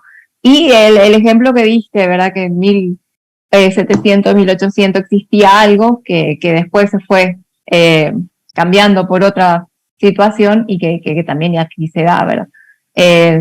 Me voy a cada cupé o en cada cupé, siempre la gente irá más en cada cupé que a cada cupé, pero bueno, es real, ¿verdad? Y siempre llega a destino, que es lo importante, y tenemos eso, ¿no? Aquí tenés las felicitaciones de la gente, tanto desde el Facebook como lo que están aquí compartiendo con nosotros. Y me gustaría hacerte más preguntas, pero creo que ya cerramos el congreso en 2-3 minutos. Y estás, bueno, invitada. Seguimos nosotros con el COREC. Aquí creo que habrá gente que te tomen la palabra de unirse también a traer esos corpus orales tan necesarios. A José Luis, le vuelvo a agradecer su presencia. Ya las preguntas, como le dije, las voy a mandar por correo, porque ahí nos dice también José Luis otras cuestiones que aparecían, ¿verdad? ¿Cuáles son los americanismos que fuiste identificando? Si eran los puros, los semánticos de frecuencia. Toda esa evolución y también cómo permeaba los guaranismos bueno, estaba describiendo el Paraguay, no describía otra cosa, entonces por supuesto están a los guaranismos, ¿verdad? Pero también esa cuestión estaba el chipá o chipa para nosotros, porque en castellano es chipa y chipa en guaraní. Entonces ahí hay una cuestión que hay que ir descubriendo cómo se quedó la chipa en guaraní y en castellano, en el castellano paraguayo. Muchísimas gracias a ambos. Bueno, no me queda nada más que decirles gracias. Tal vez la desatención por ya no darle el espacio a preguntas, pero el tiempo está muy, muy limitado y yo creo que el conocimiento que hoy nos dieron fue más que suficiente. A Guillén de Azucena, a Guillén José Luis, a Guillén Daniel, Lirian, a ver quién, José Armando, creo que está de París, escuchando aquí a otros tantos, a Marta que tuvo que irse, y hasta la próxima edición del COMPLA y nos vemos quizás ya aquí en Asunción en vivo y en directo. Gracias, Azucena. Gracias, José Luis y compañeros. Muchas gracias. Gracias también.